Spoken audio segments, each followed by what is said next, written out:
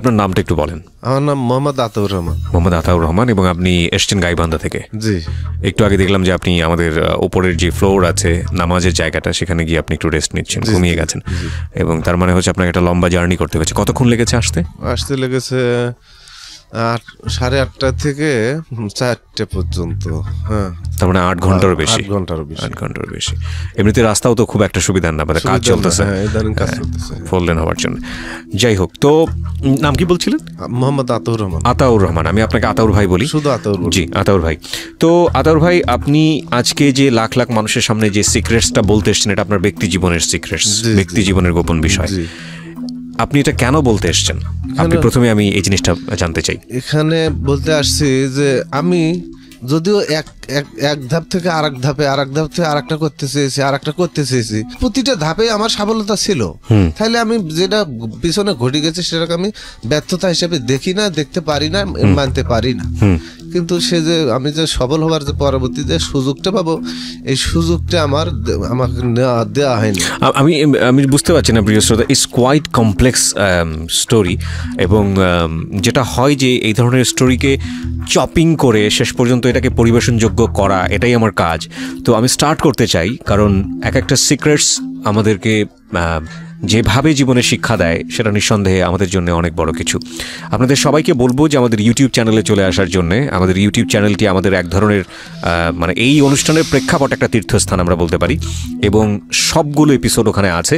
আপনারা দেখে দেখে ওখান থেকে যেটা প্রয়োজন হয় ডাউনলোড করতে পারবেন, আপনারা ওখান থেকে শুনতে পারবেন, কমেন্টস করতে পারবেন। আমাদের ইউটিউবের ঠিকানা www.youtube.com/dfm904। আমি আবারও বলছি, youtube.com/dfm904। ওকে, চ্যানেলটি আছে ঢাকা FM 90.4 নামে, এবং চ্যানেলটিতে অবশ্যই সাবস্ক্রাইব বাটনে ক্লিক করার পরে নোটিফিকেশন যে বেল বাটনটি আছে, ওই বেল বাটনটি অবশ্যই অন করে নেবেন। তাহলে আপনি আপনার সেলফোনে আমাদের অনুষ্ঠান আপলোড হওয়ার সঙ্গে সঙ্গে আপডেট পেয়ে যাবেন, এবং অটোমেটিক্যালি আপনার ওখানে নোটিফিকেশন চলে যাবে, আপনি শুনতে পারবেন। একেবারে আতাউর ভাই, ছোটবেলা থেকে শুরু করতে চাই। ছোটবেলা থেকে যে আমার তখন সে সময়, যদি দেশ স্বাধীনের পর, তখন যদিও আমাদের দেশ যুদ্ধ বিধ্বস্ত, তখন পরিবারগুলো ছিল একান্নবর্তী পরিবার।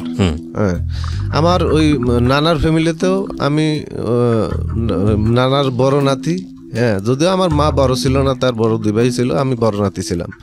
আবার দাদার ফ্যামিলিতে তার একটা বড় মেয়ের একটা শুধু ছেলে বড় ছিল আমার, কিন্তু ছেলের দিক থেকে ওই আমি বড় নাতি ছিলাম। আচ্ছা, কাজেই আমি আদরও বেশি পাইছি। হ্যাঁ, আমাকে নিয়ে আশঙ্কাও বেশি ছিল। ওকে, হ্যাঁ, আমারও আশঙ্কা ছিল। তো এভাবে আর কি। আপনার বাবা কি করতো?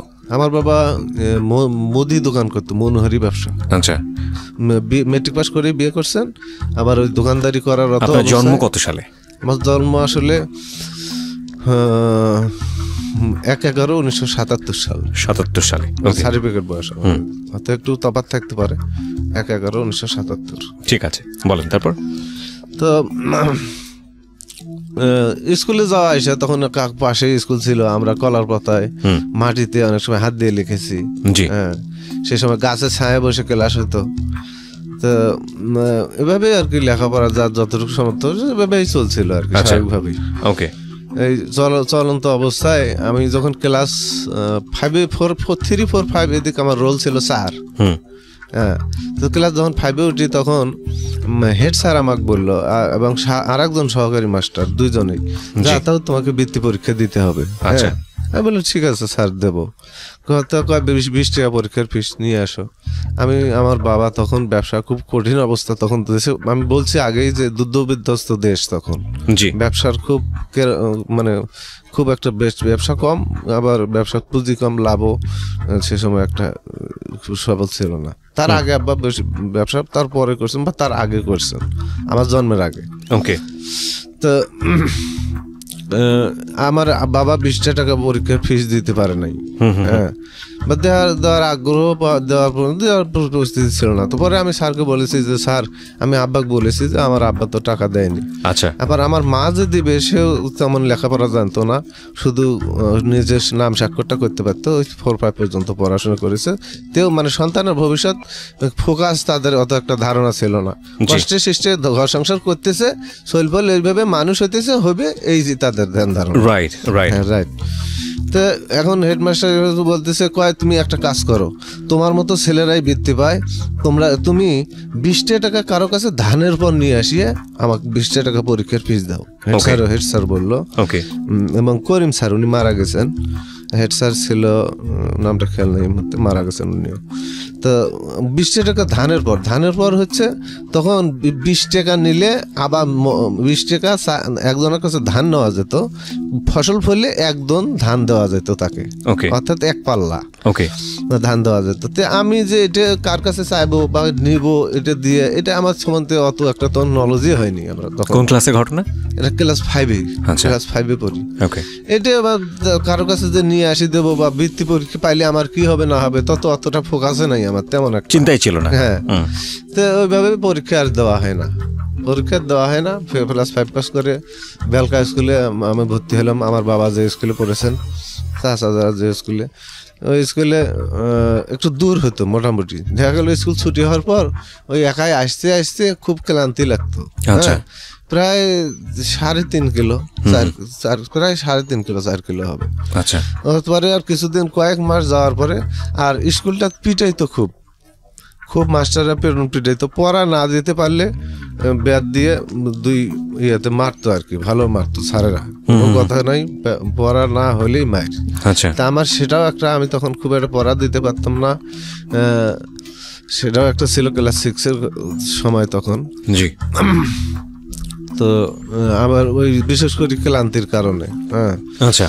তো স্কুল যাই না, পরে না যাওয়ার ফলে পরে আমার বাবা আমাকে শোভাগঞ্জের স্কুলে নিয়ে যা ভর্তি করে দেয়। ওখান থেকে আমাদের স্কুল 2 কিলো, বাজারের সাথে আমার বাবা যেখানে মুদি দোকান ছিল ওর পাশে যে স্কুল শোভাগঞ্জ উচ্চ বিদ্যালয়, ওখানে আমি পড়াশোনা করি ক্লাস 6 থেকে 6-7। ক্লাস 8-এ উঠবো, 7-এর পরীক্ষা হয়ে গেছে, 8-এ উঠবো, এমন সময় আমাদের স্কুলের মধ্যে একটা নাটক মঞ্চস্থ করা হবে। হ্যাঁ, নাটক মঞ্চস্থ করা হবে। তখন ছেলেমেয়েরা এরকম ছোটখাটো নাটক করতো। সেই নাটকে আমার নায়ক হওয়ার বানানোর কথা ছিল। আমার কিন্তু তেমন ওগুলো আগ্রহ নাই, কিন্তু এমনি গান রেডিও শুনতাম, আমার বাবাও রেডিও শুনতো, আমারও রেডিও শোনার নেশা ছিল। ওই নাটকে যাই আর কি, যে ছেলেটা পরিচালনার দায়িত্বে আর কি থাকে, ও বললো যে আতাউর তুমি নাকি নায়ক হবে। বললাম জি। ও নায়িকা হবে। ও দেখলাম যে ওই যে আমার একটা মেয়েটাকে আমি পছন্দ করতাম, ও পছন্দ ছিল, দেখাতে পছন্দ, আর ওই মেয়েটার মাও আমার বাবাকেও পছন্দ করতো। আমার বাবার সাথে বিয়ের কথা হয়েছিল, যা হয়নি। পরে আর নাটকটা করা হয় না। আমি সম্ভবত 7 ক্লাসের পরীক্ষা হওয়ার পর আমি মামার বাড়িতে চলে গেছিলাম, সেই সময় নাটকটা হয়। পরে আর ওই সম্পর্কে আমার কোনো নলেজ ছিল না। এভাবে 8 থেকে 9 এবং 9, এই 9-এ ওঠার পর স্কুলে আমাদের কোচিং শুরু হয়। এই কোচিং এর মধ্যে আমি একটু ভালো ছাত্র হয়ে উঠি। আচ্ছা। তার আগে আধা ভালো ছিলাম, আধো ভালো, মানে না ভালো না খারাপ। হ্যাঁ, না ভালো না খারাপ, কিন্তু সেটার কারণ ব্যাকগ্রাউন্ড ওই অভাব। এদিক স্যালো মেশিন চালাইছি, দোকানে গিয়েও বসছি, হাট বাজারে, আবার হয়তো বাড়িতে দেখা যায় কাজের ছেলে ছিল, তাদের সঙ্গে গরু ছাগল এগুলোও দেখেছি, মানে সবকিছু দেখাশোনা করেছি। এর মধ্যে প্রকাশনে যতটুক করছি ওই তাই। আবার প্রাইভেট হয়তো দিছে কাউকে পড়াতে, তারা আর কি চেষ্টা করছেন যাতে আমি পড়াশোনা করি। কিন্তু আমার বাবা আমাকে স্কুল না যাওয়ার কারণে আমাকে কয়েকবার এমন পিটায়, একবার আমার গা সমস্ত শরীর ফেটে দিছিল। আমি বই বোঝা বান্ধন নিয়ে আমি দক্ষিণমুখী রাস্তা নিয়েছি, বাড়ি কোথায় যাব নিজেও জানি না, মানে বাড়ি থেকে বের হয়ে যাচ্ছে, বইগুলো বান্ধি নিছি, একটা কাপড় দিয়ে গামছা নাকি দিয়ে রুমেল দিয়ে বান্ধি নিয়ে দক্ষিণমুখে যাচ্ছি, কিন্তু কোথায় যাবো আমি জানি না। প্রায় 1 পোয়া কিলো গেছি। এরকম দেওয়ার পরে মা বা বাবা আর একজন লোক ওই আমার বাবার ভাগ্না সম্পর্কে হয়, সে ধরে নিয়ে এসে আমাকে জোর করে ধরে নিয়ে আসে। আমার তো কান্দন থামে না। যাই হোক, এটা আমার দ্বিতীয় কান্দন। তার আরেকবার আগে আমার বাবা মারছিল। মানে গায়ে হাত তুলতো খুব নির্মম ভাবে আমার বাবা, হ্যাঁ হ্যাঁ, আমার মাকেও মারছিল।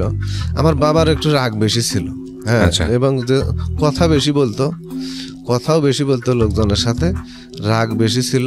তবে ব্রেনই মেধাবী ছিল সে, কিন্তু নিজেকে কন্ট্রোলিং এ যে পরিচালনা করতে হবে সেই জিনিসটা তার মাঝে আমি দেখিনি।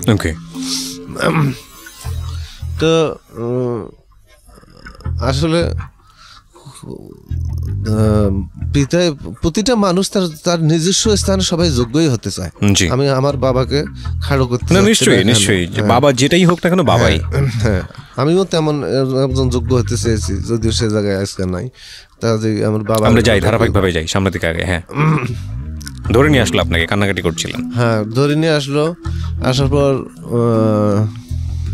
হ্যাঁ আবার বাড়িতে থাকা হয়, এভাবে 8, 9 ক্লাস 9-এ ওঠার পর ওই স্কুলে কোচিং শুরু হয় আমাদের। ওই কোচিং এ আমি একটু ভালো ছাত্র হয়ে উঠি, হ্যাঁ, এবং ভালো ছাত্র মোটামুটি প্রায় বলা যায় সকলের মধ্যমণি। আমি মাঝে মধ্যে এক ব্যাটারি রেডিও শুনতাম, রেডিও স্কুলে নিয়ে যেতাম। হ্যাঁ, পরনে করে কাপড়ের আড়াল করে হয়তো পেঁচাই নিছি, নিয়ে রেডিও শুনতাম। যখন টিফিন দিত কোনো সময় রেডিও শুনতাম। তখন রেডিওর প্রতি একটা এত আগ্রহ আমার জন্মে গেছে। এই রেডিওর প্রতি আগ্রহ থেকে লেখাপড়ার আগ্রহ জন্মে গেছে। হ্যাঁ, একবার রেডিও, অথচ তখন সবসময় ব্যাটারি ভালো কিনতে পারতাম না, ব্যাটারি নাই জন্য রেডিও শুনতে পারতাম না, এমন অবস্থা, অভাব। তো এরকম অবস্থায় গেছে।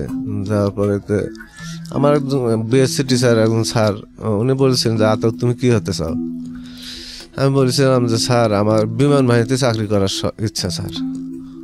বিমান বাহিনীতে, বিমান এক দেশ থেকে আরেক দেশে যায়, হ্যাঁ, আমার বিমানে আকাশ ওড়ার শখ, বিমান এক দেশ থেকে আরেক দেশ দেখবো। তখন নজরুলের কবিতাটাও ছিল, কেমন করে ঘুরছে মানুষ যুগান্তরে ঘূর্ণি পাকে, এই ব্যক্ত করছিল। তো মেট্রিক পাস করা হয়, আমরা 45 জন এক ব্যাচে ছাত্রছাত্রী ছিলাম। আচ্ছা, তার মধ্যে এক্সপেল আর ফেল হয় 35 জন, 15 জন মাত্র পাস করি। আচ্ছা, আর 15 জনের মধ্যে 3টে ফার্স্ট ডিভিশন, তার মধ্যে একটা আমি ছিলাম। রেজাল্ট পাওয়ার পর আমার বাবার কাছে অনেক লোকজন খাওয়া চায়, খাওয়া নেয়, হ্যাঁ, আব্বাও খুশি হয়ে খাওয়া দেয়। কিন্তু আব্বার ধারণা ছিল যে পাস করতে পারবে না, ব্যবসার দোকানে কিছু। ওই সময়ে মানে এইরকম পরিবেশে এত কঠিন অবস্থা থেকেও আপনি ফার্স্ট ডিভিশন পান? জি। ওকে। তো এখন ফার্স্ট ডিভিশন যখন পেলাম, যখন যার এক রোল ছিল সে ফার্স্ট বয়, আমার সাথে ক্লোজ বন্ধুত্ব। তার সহ একদিন কারমাইকেল কলেজে গেলাম, ওর বড় ভাই লজিং থেকে লেখাপড়া করে, আমারও একটা ফুয়াদো ভাই ছিল। তো যা বেড়ে আসলাম এবং কারমাইকেলে ইন্টার ভর্তি হওয়া যায় তখন। জি, আমি ফর্ম নিয়ে আসলাম, ও ফর্ম নিয়ে আসলাম, আমরা লজিং থেকে পড়বো সিদ্ধান্ত নিলাম। আমার বাবার তো অভাব, লজিং থেকে পড়বো, ওনার বড় ভাইরা পরে। আসিয়ে আব্বা কইলাম যে বাবা, যে আব্বা আমাকে ভর্তি করাই দেন। কয় বাবা 1400 টাকা লাগে তো ভর্তি করাই দেয়, আমি তো এই টাকাটাই দিতে পারবো না। হ্যাঁ, তোকে মাসে মাসে ওই টাকা করতে দিম। আমি কইলাম যে বাবা শুধু আমাকে ভর্তিটা করান, আমি লজিং থেকেই পড়বো। আলম ভাই পড়তেছে, ভাই। তো উনি আরো নাসর বান্ধা, কেন যেন দেওয়ার ইচ্ছা ছিল না। যাই হোক, উনি হয়তো মনে করেছে যে ব্যবসার জায়গা একটা আছে, বড় ছেলে, ব্যবসাকে কাজে লাগাবো, সংসারেতেও লাগবে, এই জন্য হয়তো চাই নাই যে ভালো পড়াশোনা করে এত কষ্ট করিয়ে চাকরি বাকরি করুক, আমার একটা বার্ডেন হয়ে যাবে, এটা ভেবেছেন। তা আমিও আবার বাবার এই কথাটাকে আমি যে বিরূপ ভাবে নেব তা নেই, আমি পজিটিভ ভাবেই নিছি। না পারলে বাবা এখন কি করা যাবে, অগত্যা কি সাধ্য অনুযায়ী আর কি, আমি আমাদের এলাকায় যে DW ডিগ্রি কলেজ সুন্দরগঞ্জ থানা, ওখানে আমি ভর্তি হই এবং একটা ফোনিক সাইকেল কিনে নেই। আবার বাবা চেয়েছিল একটা হিরো বাইসাইকেল কিনে দেই, হ্যাঁ, ইন্ডিয়ান হিরো বাইসাইকেল। তো ওগুলো আড়ে লিক হয়, নষ্ট হয়, তখন মান ভালো ছিল না ওই সাইকেলগুলো। এগুলো রেজাল্ট জানার পর আমি বললাম বাবা ফোনিক সাইকেল কিনে দেন, আমি যাতে ওগুলো নষ্ট হবে আড়ে এটা কেমন হয়। তখন ফোনিক সাইকেল ছিল 4000 টাকা। 4,000 টাকা তখন অনেক টাকা, এবং আপনার ফ্যামিলির জন্য এটা অনেক টাকা। হ্যাঁ, অনেক টাকা। পরে একটা ফোনিসাইকেল কিনে নেই এবং আমি কলেজ যাতায়াত করি, সুন্দরবন ভর্তি হই। আই পাস করলাম 93 সালে, মেট্রিক পাস করলাম। আই পাস করলাম 95 সালে। ও এর মধ্যে একটা ঘটনা আমি আর বলতে কাটাইছি, আর মেয়ে সংশ্লিষ্ট ঘটনা বলবো। জি অবশ্যই। ক্লাস 9-এ ওঠার পর যাই হোক ছেলেদের মধ্যে একটু সম্পর্ক গাঢ় হয়, মনটাও চঞ্চল হয়, সম্পর্ক একটু গাঢ় হয়। তো ক্লাস 10-এ যখন উঠলাম, বিদায় অনুষ্ঠানের আগে আমার ক্লাসে একটা রেজাউল নামে একটা ছেলে ছিল, ফ্রেন্ড আমাদের। ও ছিল খুবই কমিক টাইপের লোক। আচ্ছা আচ্ছা। খুবই সবাইকে হাসাইতে পারতো, মেয়েদের কারণ, ছেলেদের কারণ, স্যারদের সবসময় যখন ইচ্ছা হাসাইতে পারতো এবং হাসাইতো ক্লাসে। তো একদিন ধরলো, কয় আতাউর, আমাদের ক্লাসের মধ্যে কোন মেয়েটা তোর পছন্দ, কত দই, আমি তোর সাথে সম্পর্ক করে দেবো। হ্যাঁ, আমি বললাম কে এটা কথা বলতেছিস কেন, কি জন্য? সম্পর্ক যার হয় হচ্ছে হোক, আমি তো তোকে বলি নাই যে আমাকে এটা করি দে, বা অন্য কাউকে ধরছি নাকি, তুই শুনছিস? কয় না, সেটা তো বলি নাই। তারপরও কেমন জানি তোকে কেন মনে হচ্ছে যে না, তোকে একটা মেয়ে সম্পর্ক করি দেই, কেন জানি তোর প্রতি কেন আমার একটা মায়া, আগ্রহ। বললাম না, এটা ঠিক না। বললাম না, যেটা আমি হয়তো ভাবছি সেটা ওটা সম্ভব নয়, এটা তুই করে দিতে পারবি না। কিন্তু না, ও নাছর বান্দা, ও শুনবেই। কিন্তু যখন সে নাছর বান্দা হয়ে পড়ে, আমাকে ডাকে নিয়ে যায়, ওই প্রাইমারি স্কুল ছিল তার পিছে। তখন যখন নাছর বান্দা, আমি বললাম যে না, এটা তুই পারবি না, এটা শুনিস না, এটা শোনার দরকার নাই। তো ওর নাছর বান্দা হওয়ার কারণে আমি বুঝতে পারি যে কোনো মেয়ে ওকে ঘটক ধরছে আমার সাথে সম্পর্ক করে দেওয়ার জন্য। আচ্ছা আচ্ছা। তো ওকে আমি ধরলাম যে শোন, সত্যি করে কথা কও, সত্য করে কথা বল, যে কেউ তোকে ঘটক ধরছে আমাকে ম্যানেজ করে দেওয়ার জন্য, এটা শোনার জন্য। নাহলে তুই তো একাই ইচ্ছা করে আমাকে এত কঠিনভাবে তুই এই কথাটা শুনতে চাবি না। আমি বলতেছি না বারবার, 1-2 দিন 3 দিন সে আমাকে নিয়ে যায়, আড়ালে ডাকে নিয়ে যায় কথাটা শোনার জন্য, এবং আমাকে একটা মেয়ে করে দেওয়ার জন্য সে ওই প্রচেষ্টা চালায়। তো আমি শেষে বলি, হ্যাঁ বললাম যে অমুক মেয়েটা আমাদের স্কুলের স্যারের বোন। ওকে। তো যেই স্যারের ওর নামের কথা বলছি, তখন সে জিবাত কামড় খাইছে। হ্যাঁ, কয় আমি ভাবতেও পারি নাই যে এর কথা কবি, এছাড়া যে কোনো একটা কবি, আর যে কোনো একটা কথা কইলে আমি তোকে ওকে ম্যানেজ করে দিতাম। মানে কি আপনার মেয়েটাকে ভালো লাগতো? আমার মেয়েটাকে ভালো লাগতো, মনে হয়েছে যে ঘর সংসার করি খেলে এরকম মেয়ে দরকার। সে ছিল চালাক, চতুর একটু ছিল। পরে ওকে আমি ধরি যে বল, কে তোকে আমাকে এইটা কথা শুনতে বলছে? পরে ও বলে যে অমুক মেয়েটা। পরে আমি বুঝতে পারলাম এবং এই অবস্থায় থাকে। তারপর যখন ইন্টার পড়া শুরু করলাম, তখন আমি এমন এক কঠিন পরিস্থিতি দেখলাম আমার সংসারে। হ্যাঁ, এতদিন তো শুধু দেখে আসছি, পরে মর্মে অনুভব করতে শিখলাম আর কি। ওকে। এই অবস্থায় ভাবলাম যে এই যে বিয়ে শাদী করে এইরকম ঘর সংসার তো আমি করতে পারবো না, এটা তো অসম্ভব আমার দ্বারা। অতএব নয়, কোনো মেয়ের সাথে সম্পর্ক নয়। হ্যাঁ, আমি দেখি আগে আমার জীবনে কি আছে, আমাকে নিজের পায়ে দাঁড়াইতে হবে, একটা পথ ধরতে হবে, তারপর বিয়ে শাদী, মেয়ে পছন্দ। কোনো মেয়েকে পাত্তা দিতাম না, কোনো মেয়ের সাথে। মানে এটা আপনার অর্থনৈতিক অবস্থার জন্য আপনি সিদ্ধান্তটা নিলেন? জি জি। নোট করবেন প্রিয় শ্রোতা, this is very very important. Okay. Inter pass করে ডিগ্রিতে এডমিশন নিছি, অর্থনীতি বিএসএস নিছি আমি। অর্থনীতি এই নামটা শুনেই আমি বিএসএস নিছি। অর্থনীতি, অর্থের সাথে নীতি, অর্থের নীতি কি, মানে আপনার লাইফে কোনো মেন্টর ছিল না, মানে কেউ যে গাইড করবে, এখানে গেলে ভালো হবে, ওখানে গেলে ভালো হবে, এরকম কেউ কিছু বলার ছিল না? আপনি নিজে যেটা বেটার মনে করেছেন সেটাই সিদ্ধান্ত নিয়েছেন? আমার সাথে ফ্রেন্ড, আমরা ওইটুকুই। তো ওই ডিগ্রি এডমিশন হলাম, বই কিনেছি, সাইকেল তো একটা আছে, বই কিনেছি, ডিগ্রির কয়েকটা বই কিনছি, কিনিয়ে 1 মাস ক্লাস করছি। এর মধ্যে গাইবান্ধা স্টেডিয়ামে সেনাবাহিনীতে লোক নাই, আমি গেছি, সাইকেল নিয়ে গেছি, চাকরি হয়ে গেছে। মেজর স্যার ছিল কিবরিয়া স্যার, যতগুলো আমাদের সিলমার ছিল তার মধ্যে স্টেডিয়াম থেকে সামনের সারিতে নিয়ে এসে দাঁড় করালেন, যে বললো যে তোরা যাদের মধ্যে আইপাস তারা সামনের লাইনে এসে দাঁড়াও, তারা নিচ থেকে সামনের লাইনে এসে দাঁড়াও। পরে দেখলাম যে প্রায় 100 খানিক বা 120-30 জন এরকম ছেলে দাঁড়ালো, সবাইকে লাইন ধরে বের করে দেওয়া হলো, আইপাস কোনো লোক নেওয়া হবে না, তোরা এখান থেকে চলে যাও। ওকে ওকে। পরে আমি তো মেট্রিক পাসের সার্টিফিকেট নিয়ে গেছি, আমি সামনে গিয়ে দাঁড়াইনি, যদিও আইপাস ছিলাম। পরে আমারও চাকরি হয়ে যায়, ভাইভাতে মেডিকেলে টিকে যাই। 1996 সালের সেপ্টেম্বর মাসে তখন আমার এটা চাকরিটা হয়।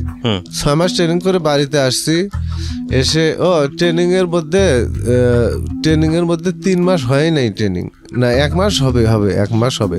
তার মধ্যে একটা সিটি যায়, আমার একটা মেয়ে একটা সিটি দেয়, আমার ফুফাতো গ্রামের ফুফাতো বোন সম্পর্কে কাজিন মেয়ে। তো সিটিটা দেয়, সিটিটা তখন যায়, সিটির ওস্তাদেরা আমার কাছে দেয় না। তার আগে আমাকে একটু বলেন, আপনি আর্মিতে তখন কি হিসেবে জয়েন করেছিলেন? সোলজার? হ্যাঁ, আচ্ছা, সিপাহী। ওস্তাদেরা আমার চিঠিটা দেয় না, ওনারা আমাকে ডাকে নিয়ে আলাদাখানে ডেকে নেয়, নিয়ে জিজ্ঞেস করে যে আতাউর, তখন 3 মাস হয়েছে তখন সেনাবাহিনীর ট্রেনিং এর, যে আতাউর তোমার নামে দেখো তো কেউ চিঠি পাঠাইছে নাকি, জানো তুমি? আমি বললাম না স্যার জানি না। তো কয় দেখো কেউ চিঠি পাঠাইছে নাকি, কেউ পাঠাতে পারে এমন কেউ আছে? বললাম না এমন কেউ নাই। কয় মিথ্যে বলতেছো কেন? মিথ্যে বলতেছো কেন? তোমার নামে যে চিঠি আসছে। বললাম দেখেন আসতে পারে ওস্তাদ, আমি তো এটাকার ঠিকানা দিছি, আমি তো এখন আমার বোন ভাই বা মা বাবা যে কেউ হয়তো দিতে পারে তো আমার চিঠির ঠিকানা। তা কয় দেখো তো এই চিঠিটা কার? পরে দেখলাম যে ওই ওর নাম লেখা, ফুফাতো বোন। ফুফাতো বোনের সাথে কি আগে কোনো সম্পর্ক ছিল নাকি হুট করেই? না না। তাহলে ও গ্রামের আমার প্রতিবেশী, যে নিজের ফুফাতো বোন না। আচ্ছা, প্রতিবেশী গ্রামের। আর ওর ভাই ছিল আমার ফ্রেন্ড, ওর ভাই সহ একসাথে পড়েছি। এই কারণে ও আর কি একটু আকর্ষণ বা ও একটা আপনের মতো ওদের সঙ্গে একটু সম্পর্ক ছিল। কি লিখেছে সে চিঠিতে? সে চিঠি লিখে গেছিল যে অসহায় মনে কেন জেগেছিল ভালোবাসিবার স্বাদ, এই নজরুলের একটা গান আছে। আচ্ছা, এই গানটা মানে আপনাকে সে পছন্দ করে? হ্যাঁ, যে তুমি আমার যতদিন বেঁচে থাকবো তুমি আমার হৃদয়ে বেঁচে থাকবে চিরদিন। এভাবে লিখেছিল কথা, চিঠিটা দেয়। পরে চিঠিটা আমি নিয়ে ওস্তাদ দেখে বললাম, ওস্তাদ মিথ্যে বলতেছি না, এই সত্য কথাটা বলার জন্য যদি আজকে আমার ফাঁসি হতো আমি নির্দ্বিধায় তা বলে ফেলতাম। ও মেয়েটার সাথে কোনো আমার সম্পর্ক নেই। হ্যাঁ, ও আমার ফুফাতো কাজিন। হ্যাঁ, ওর সাথে এইটুকু আমার একটা, ওর ভাই একসাথে পড়তাম। হ্যাঁ, ওদের বাড়িতে কখনো টিভি দেখতে গেছি, ও একটা আকর্ষণ ফিল করছে, ও দেওয়ার সুযোগ একটা পাইছে, দিয়ে ফেলছে। কিন্তু তার মানে এই নয় যে আমি ওকে চিঠি লিখছি বা কথা দিছি বা ও দিতে বলছি বা এই ধরনের কোনো রিলেশন নাই। একটা মেয়ে একটা ছেলে পছন্দ করতে পারে, একটা মেয়েও করতে পারে, এটা আমি কি বলবো। কিন্তু আমি তাকে ঠিকানা আমি দেইনি, সে বাড়ির থেকে ঠিকানাটা সংগ্রহ করছে। হ্যাঁ, করিয়ে সিডিটা দিছে। আচ্ছা, পরে যাই হোক আমি চলে যাই রুমে, যা দেখি অনেকে সিডিটা নিয়ে পরই দেখা শুরু করতেছে, আমার সাথের ফ্রেন্ডের। একটা ছেলে ময়মনসিংহের, ওর নামটা খেয়াল নেই আমার, ও সিডিটা নিয়ে আর দিচ্ছে না আমাকে, মুট করে ধরছে আর দিচ্ছে না। তো আমি দিচ্ছে না, আমি কইলাম এটা তো আমার উপহার, এটা তুই দিবি না কেন? কয় না এটা আমার কাছে থাক। আমি বললাম না, ওটা দিয়ে আমার কাছে থাক, তুই পরে যদি দেখার ইচ্ছা করে পরি যদি দেখার ইচ্ছা করে তখন পরি দেখবি, দিয়ে ওটা চিঠি আমাকে দে। আচ্ছা, কিন্তু মুট করে ধরেছে, আমি কেড়ে নিতে চাচ্ছি, ছিঁড়ে যাচ্ছে, তবু দিচ্ছে না। না ভাই, বুকে একটা মারছি, একটা ঘুষি। কিন্তু এই যে ঘুষি যে মারছি, আমি তো জানি যে এখানে সৈনিক আমরা সবাই ফ্রেন্ড, জোরে মারিনি আমি, মানে হালকা হালকা একটু আঘাত পাওয়ার পর ও বুক চেপে ধরে বসে পড়ে এবং আমি সিডিটা নিয়ে নেই এবং রেখে দিই। পরে আমাদের হাবিলদার ওস্তাদের কাছে খবর যায় যে এরকম রুমে এরকম ঘটনা ঘটছে। পরে আমাদের দুজনকে ডেকে নিয়ে যায়, গিয়ে তারপর আমাদের দুজনে আমার কাছে শোনে কি হয়েছে, তারপর ওর কাছে শোনে। ও তো কথা বলে না, ও কথাই বলে না। তারপরে দুইজনের পানিশমেন্ট হলো, শাস্তি, দুজনের শাস্তি। কিন্তু ওই শাস্তির মধ্যেও সে ঠকে যাচ্ছে, পা উপরে মাথা নিচে সে ঠকে যাচ্ছে। অনেক গালাগালি পারলো ওকে, কয় যতদিন চাকরি করবি তো যদি আতাউরের সাথে আর কোনো কথা আমি শুনি তাহলে যত গালাগালি মানুষ বানাইতে আর ভালো করতে, একটা লোকের শিক্ষা দিতে যত গালি ভালোর জন্য গালি গাইলে। তো ওস্তাদ পরে পর্যন্ত ও আর জীবনে আর আমার সাথে ওরকম করে নাই। হ্যাঁ, ওই সিটি আমি ওস্তাদ তারপরে আমার ডাকছে হইলো 12 দিন ফায়ার হয়েছে। 12 দিনের মধ্যে একদিনও আমি ফেল করিনি। প্রথম দিনে আমার 5 ইঞ্চি গ্রুপিং হয়েছে 100 মিটার দূরে। এখন যখন 5 ইঞ্চি কোনো ছেলের বেশ কয়েকজন আর শুধু গ্রুপিং হয়েছে, অধিকাংশ গুলিয়ারে গ্রুপিং নাই। আর আমার প্রথম দিনে 5 ইঞ্চি গ্রুপিং। হ্যাঁ, ওস্তাদ হাবিলদার আমাকে ডাকছে সন্ধ্যার সময় পরে আসার পর, যখন খাওয়া দাওয়ার পর, কি ব্যাপার আতাউর, তুমি জীবনে কি কি অস্ত্র চালাইছো কত দেখি, কোন দল করো? হ্যাঁ, বললাম ওস্তাদ আমি কোনো দল করি না। দল করার বয়স হয়েছে? এখনো তো বুঝি না দল কোনটার কি কি করলে ইতিহাসে জানি না অত, তাইলে দল কিভাবে একটা হুট করি একটা করলে একটা দল হইলো। আমি আমি সেরকম লোক না, আমি অন্ধবিশ্বাসী না। হ্যাঁ, তারপরে কয় তাইলে তুই কোন দল করছো, কি কি অস্ত্র চালাইছো কও জীবনে? আমি বললাম কোনো অস্ত্র চালাইনি আমি এখানে আসি প্রথম অস্ত্র হাতে নিলাম, জীবনে তো দেখছি পুলিশের কাছে ডিবি রাইফেল। পরে ওনারা আমাকে আরো একটু সার্চ করার পরে যাই হোক, পরে আমি বিশ্বাস করে যে আমি মিথ্যে বলি না। কয় একটা ছেলেরও গ্রুপিং হইলো না, তোমার 5 ইঞ্চি গ্রুপিং হইলো, তুমি বলো তো এটা কি করে সম্ভব? তুমি জীবনে অস্ত্র বলাওনি, ধরনি। কইলাম হ্যাঁ, কথা ঘটনাটা আশ্চর্যই, কিন্তু আমি যেভাবে ফায়ার করছি আমার এইরকম ওস্তাদ, আমার এম খুবই প্রখর, দৃষ্টিশক্তি খুবই প্রখর। হ্যাঁ, আমি যদি একটা লেখা লেখি এটা অন্তর কতটা জয় করবে এটা আমি বুঝতে পারি, মনে হয় আমি লেখে অন্তর জয় করতে পারবো। যাই হোক, কিছু এরকম কথা বলার পর স্যার বিশ্বাস করে। পরে আমি ক্লাস নেই ওদের, আমার ফ্রেন্ডদের ক্লাস নেই, কিভাবে আমি গ্রুপিং করতে পারলাম। আচ্ছা আচ্ছা। হ্যাঁ, তবে আমি একটা সাইডে দুর্বল, যে একেবারে তো অল ইন অল ছিলাম তাও তো না, কেউ না কোনো সাইডে দুর্বল থাকেই। আমি পিটিতে দুর্বল ছিলাম, অর্থাৎ আমার শারীরিক পুষ্টির ঘাটতি ছিল, ফ্র্যাকচার হয়েছিল 2 পায়ের মাঝে। আমি ডাক্তারের কাছে সিক রিপোর্টে কত যাইতে চাইছি, হাবিলদাররা আমাকে নিয়ে যায় নাই। আমি 6 মাসের মধ্যে একদিনও আমাকে সিক রিপোর্টে নিয়ে যায় নাই। আমি অনেক কাঁদছি এই 2 পায়ের ব্যথার জন্য। ওই অবস্থায় পিটি করতে হতো? হ্যাঁ, ওই অবস্থায় পিটি করছে, কখন মনে হয় হাড় হুড্ডি ভাঙে চুরমার হয়ে যায়। এই কষ্টটা সহ্য না করে পারি আমি অনেকক্ষণ কান্দিছি অনেক সময় ব্যাপারে। এখন ওস্তাদেরা একসময় বুঝাইতো যে সিক রিপোর্টে গেলে সিনিয়রিটি পিছিয়ে যাবে। হ্যাঁ, দেখা যাইতে যে কষ্ট হলে ওই সময়টা 6 মাসের সবার ট্রেনিং খুব দুর্ধর্ষ ট্রেনিং থাকে আমরা জানি, এবং এই 6 মাসের ট্রেনিং এ সারাটা জীবন মনে থাকে। হ্যাঁ, যাই হোক, বলেন তারপর। তো যাই হোক, এই হইলো ট্রেনিং এর এই কথা।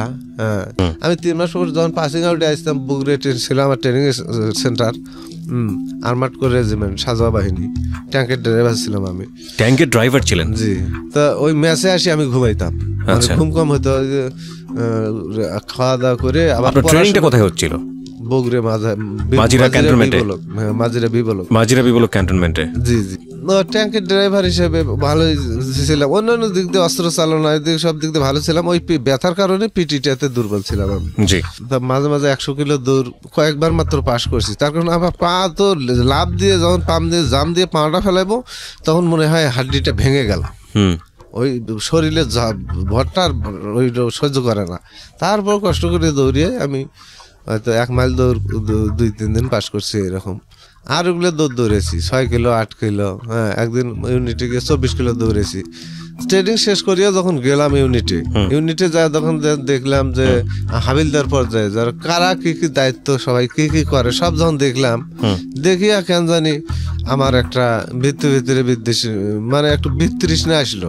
হ্যাঁ, যে আমি ডিগ্রি পাস করে তো শিক্ষকতা করতে পারি, আমার তো এই চাকরি আমার তো আমি এতদিন ধরে করতে পারবো না। হ্যাঁ, আমার করতে ভালো লাগবো না। তো না, আমি এখনো যাই ডিগ্রি পাস করবো, করিয়া আমি হাই স্কুলে শিক্ষকতা করব। এবং আমার সাথের একজন হাবিলদার আছে, তাকে আমি বিষয়টা শেয়ার করি। আমরা ছেলেরা তো কিছু আলোচনা করি, কেউ হাবিলদার আছে, তাকে বিষয়টা শেয়ার করি যে ওস্তাদ জি, আমি মনে হয় চাকরি করতে পারবো না, আমাকে চলে যেতে হবে চাকরি বাদ দিয়ে। হ্যাঁ, তো বলছে দেখো কত কষ্ট করে এই জায়গায় আসছো, এখান থেকে চলে যাবে, আর একটা জায়গাতে যে উঠতে পারবা কি না সেটা অনেক ভাবনা চিন্তার বিষয় আছে। হ্যাঁ, কইলাম ওস্তাদ জি সেটা জানি না, তবে আমার আত্মবিশ্বাস আছে আমার আর একটা জায়গায় পৌঁছতে হবে, পারবো, কিন্তু আমি তো চাকরি করতে পারবো না মনে হয়। উনি ওইটুকুই শুধু বলছে, ওনার কিন্তু দরখাস্ত দিলে তো ছেড়ে দেবে না। আমি প্রথম 7 দিনের মাথায় আমি রাতের অন্ধকারে 2 জন মিলে আমরা ইউনিট থেকে বের হয়ে চলে আসি। প্রিয় শ্রোতা, এই পর্যায়ে আমরা একটা ছোট্ট বিরতি নেব। আপনারা শুনছেন আতাউরের জীবনের সিক্রেটস। আরজি কিবরিয়া আপনাদের সঙ্গে আমি রয়েছি। অনুষ্ঠান চলাকালীন সময়ে ফেসবুকে কানেক্টেড থাকবেন ডিটেল আপডেটের জন্য। আমাদের ফেসবুকের ঠিকানা www.facebook.com/KEBRIA। আপনার বাবার আর্থিক অবস্থা ভালো ছিল না, আর আর্মিতে চাকরি হওয়া মানে হচ্ছে একটা নিশ্চিত জীবন, চ্যালেঞ্জিং লাইফ আমরা জানি, কিন্তু ডিসিপ্লিন মেনটেন করলে, রুলস অ্যান্ড রেগুলেশন মেনটেন করলে এখানে পেনশন আছে এবং একটা নিশ্চিত জীবনযাপন করা যায়। এটা তো আপনি জানতেন? হ্যাঁ, এই পয়সাটা আপনার পরিবারের জন্য প্রয়োজনীয় ছিল। তো তারপরেও আপনি চাকরি ছাড়ার সিদ্ধান্তটা কিসের জন্য নিলেন মূলত? এই মূলত ছিল কি, জীবনটা আমি মনে করি শান্তির জন্য। এখানে যুদ্ধ যুদ্ধ সারাক্ষণ যুদ্ধ, সেনাবাহিনী কি যুদ্ধের জন্য। হ্যাঁ, তো আপনার মাথার মধ্যে জিনিসটা আসতো না, মানে আপনাকে ক্ল্যাশ করতে বিষয়টা? হ্যাঁ, সত্য কি কথা, মানুষ শান্তি নিয়ে দুনিয়াতে পাড়াইছে, আল্লাহ আশাফুল মাখলুকাত শান্তি, কিন্তু দুনিয়ার যুদ্ধের জন্য আমাকে সারাক্ষণ ট্রেনিং নিতে হবে, চিন্তা করতে হবে, গবেষণা করতে হবে। এই যুদ্ধ যুদ্ধ জিনিসটাই আমাকে আরো বেশি করি। মানে একসময় সিদ্ধান্ত নিলেন যে না আপনি করবেন না? না, করবো না, আমি ডিগ্রি পাস করি, মাস্টারি করবো। 50-60 হাজার হলে তখন স্কুলে ঢোকা যাইতো। আচ্ছা, ওই ঘুষ টুস দিয়ে ঢুকে যাবেন?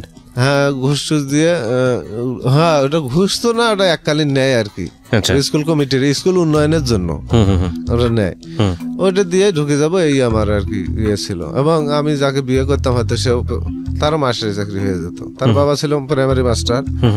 দুজন যদি চাকরি করি তাতে সংসারের অভাব আমার মনে হয় না অতটা বুঝবে। আমি কিন্তু আমার বাবাকে এড়িয়ে বা ফাঁকি দিয়ে কোনো জীবন ওটাকে বাদ দিছি বা তাকে কষ্টে ফেলানোর জন্য বা আমার দায় আনানোর জন্য, তাও না, বরং আর একটা দায়িত্ব নেওয়া এবং নিতে হবে আমাকে, সেটার সাহস নিয়েই আমি বাদ দিছি। হ্যাঁ, এই কারণে এই চাকরিটা ছাড়া, তবে সেই সময় আমি নিজেকে ইয়ে মনে করি না, অপরাধী মনে করি না। হ্যাঁ, তো যাই হোক, বাবা অনেক কষ্ট সে সময়, অনেক কঠিন বাস্তবের মুখোমুখি ফেস করছেন সে সময়। আমি মূল্যায়নের জায়গাটা একটু পরে আসতে চাই, আমি মূল যে জায়গাটায় আসতে চাই সেটা হচ্ছে আপনি সিদ্ধান্ত নিলেন কারণ আপনার এই ধরনের ট্রেনিং ভালো লাগছিল না এটা, এবং আপনি যেটা মনে করছিলেন যে জীবনটা আসলে শান্তির জন্য, এটা আপনার ব্যক্তিগত অভিমত। বাকি বিষয়ে আমি ব্যাখ্যাতে নাই বা যাচ্ছি, এই বোধটা আপনার ভিতরে কাজ করছিল এবং আপনি এরকম একটা মারাত্মক ভুল সিদ্ধান্ত নিলেন। আমি আমার জায়গা থেকে এটা ভুল সিদ্ধান্তই মনে করি, কারণ আপনি আজকে সিক্রেটসে এসছেন এবং আপনার এই ধারাবাহিক এই একটা ভুল, একটা কথা আছে যে মানুষের একটা সিদ্ধান্ত পুরো জীবনটাকে পরিবর্তন করে দিতে পারে। একটা মানুষের জীবন যখন পরিবর্তন হয়, পুরো একটা পরিবারের লাইফস্টাইল চেঞ্জ হয়ে যেতে পারে। এটা ভুলও হতে পারে, ভালোও হতে পারে। আমি মনে করি এই স্টেজে আপনার জন্য এটা একটা ভুল সিদ্ধান্ত ছিল, চরম পর্যায়ের ভুল সিদ্ধান্ত ছিল। আজকে আপনার জীবনটা কোথায় দাঁড়িয়ে আছে আমরা ধারাবাহিকভাবে সেটা জানবো। কিভাবে পালালেন আপনি ওখান থেকে? রুম থেকে রাতের অন্ধকারে বের হয়েছি 2-3টার দিকে। আপনার সঙ্গে আরেকটা ছেলে ছিল? হ্যাঁ, আরেকটা ছেলে ছিল, দুইজন। ও চাকরি করবে না, ও দিয়ে পড়াশোনা করবে। বন্ধু বান্ধবদের মধ্যে তো একটু কথা হইতোই যে চাকরি করবো না রে, ভালো লাগে না। হ্যাঁ, আমি যাই এটা করতাম, কিন্তু অ্যাকচুয়ালি মেট্রিক পাস থাকলে আমি চাকরিটা বাদ দিয়ে আসতাম না, বাদ দিয়ে আসতে পারতামও না মেট্রিক পাস থাকলে। তো ওইভাবে 7 দিনের দিন চলে আসি। কিন্তু প্রথম চলে আসার পর আমি আসিয়েছিলাম ওই আমার চাচার বাসায়, বগুড়া ট্রেনিং করার অত অবস্থায়, যার বাসায় ঘুমিয়ে যাইতাম। তখন অনায়াসে বাড়ি চলে যাইতে পারতাম, তাও যাইনি, ট্রেনিংয়ের সময় এত কষ্ট। তো ওই ম্যাচে আসে ঘুমিয়েছিলাম, আমাকে পরে খুঁজে বের করছে। হাবিলদার আমার বাসায় গেছিল খোঁজার জন্য, উনি যা দেখা পায়নি, কইছে ছুটিতে রাখা হয়েছে, পাঠাই দেন। 3 মাস পর্যন্ত চাকরি থাকে একটা ছেলে। জি, এবং ওই সময়টাতে খুঁজতে থাকে। এই সময়টাতে পেলে হয়তো বা একটা মানে নিয়ম অনুযায়ী যেটা হয় আর কি, অনেক সময় জেলও হয়ে যেতে পারে। হ্যাঁ, তারপর আপনি পালিয়ে এসে কই ছিলেন ওই সময়টাতে? ওই যে আমার চাচার বাসায়, যে বগুড়া আজিজুল হক পড়তো যে চাচা। তো আপনি বাড়িতে কি বোঝালেন যে আমি পালিয়ে আসছি? বাড়িতে কি বললেন? বাড়িতে যখন আমাকে এখান থেকে বের করিয়ে খুঁজে নিয়ে গেল, নিয়ে যায়, তখন ব্যাগের মধ্যে ওই সিডিটা ছিল ওই মেয়ের। ওই সিডিটা পাইলিও বাড়ি পাইলো যে ওই যে কি ব্যাপার চিঠি, এই চিঠির কারণে বোধহয় পালাই আসছে। হ্যাঁ, চিঠির কারণে বোধহয় পালাই। হ্যাঁ, মেয়েটার সাথে সম্পর্ক বা এরকম কোনো কিছু? হ্যাঁ, ও মেয়েটার চিঠি নিয়ে তখন ব্যাগ থেকে খুঁজে পেলো ও মেয়েটার চিঠি পেয়ে এখন সবাই বলা বলি শুরু করলো। এটা আমার মামার বাড়িতে, তখন আমি এখান থেকে মামার বাড়িতে নিয়ে গেছে আমার ছাত্রাবাস থেকে। বললো কি রে, ও মেয়েটার সাথে তোর সম্পর্ক আছে নাকি, বা চিঠিটা কিভাবে আসলো? কইলাম না, ও পছন্দ করে দিয়ে দিছিল। কয় যদি ওকে পছন্দ হয় তাহলে ওকে দিয়ে বিয়ে দেবো, তোর সমস্যা কি, চাকরিতে যা। এটা আমার লোকজন দিয়ে বলাইলো। কয় যদি সমস্যা কি, বিয়ে দেবো ওকে দিয়ে, তুই চাকরিতে যা। সে চাকরি ছাড়বি কেন একটা মেয়ের জন্য? আমি বললাম না, আমি মেয়ের জন্য তো চাকরি ছাড়ি নাই। আমার কথা, আমার কর্ম পছন্দ হয় নাই, আমার লাইফ পছন্দ হয় নাই, সে জায়গাতে আমি বিয়ে করব না। বিয়ে আমি নিজেও মেয়ে পছন্দ করি নাই, আমাকে পছন্দ করে দিলেও আমি বিয়ে করব না। ওকে ওকে, হ্যাঁ, পছন্দ করে দিলেও আমি বিয়ে করব না। ওটা নয় কথা, ওটা সম্পর্ক, তার সাথে আমার সম্পর্ক নাই। কয় তাহলে চাকরি যা, কার কোনো মেয়ে পছন্দ আছে নাকি বা কি পছন্দ, কি চাকরি ট্রেনিং না শেষ হয়েছে, এখন যাইতে হবে। বললাম না, ও চাকরি আমার সাথে সম্ভব না। হ্যাঁ, সম্ভব না। কয় তাহলে কি করবি? ও কইলাম আমাকে মারিয়ে ফেলে লাশটা পাঠাই দাও ওখানে। তাও যাবেন না আপনি? না, আমি বলছিলাম আমাকে মারিয়ে ফেলে আমার লাশটা ওখানে পাঠাই দাও। হ্যাঁ, তাও আমার যাওয়া সম্ভব না। তারপরে আমার বাবা এগুলো কথাবার্তা শুনে আমার বাবা আসলো আমার ছোট দাদা সহ আমার নানার মামার বাড়িতে আসিয়ে অনেক রাগারাগি করলো। দাদা জিজ্ঞেস করলো এখন কি করবি, হ্যাঁ কি করবি তাহলে তুই কি জন্য চাকরি বাদ দিয়ে আসছস? আমি বললাম দাদা আমি ডিগ্রি পাস করি হাই স্কুলে শিক্ষকতা করব আমি, হ্যাঁ আর আমি যাকে বিয়ে করব সে একদম প্রাইমারি শিক্ষিকা হবে। জি, দুইজনে চাকরি করলে সেনাবাহিনীর চেয়ে তো কম কিছু হবে না। হ্যাঁ আমার সৈনিক জীবন আমার ভালো লাগে না, ও চাকরি করলে আমি জীবনে বিয়ে শাদী আমি করব না, এরকম আমার হতে পারে। ওকে। তারপরে যাই হোক দাদা তেমন কিছু বলতে পারে নাই, শুধু বললো কয় জীবন কি দেখিস আলা জীবন কেমন, জীবন কি জিনিস। আমার ওই দাদা ছিল মাস্টার, প্রাইমারি স্কুলের হেডমাস্টার। আমার আব্বাগুলো কথা শুনি একেবারে রাগারাগি সারাসারি করিয়ে একেবারে গালাগালি করতে করতে বাড়ি মাথার নিচে এরকম অবস্থা। আপনাকে?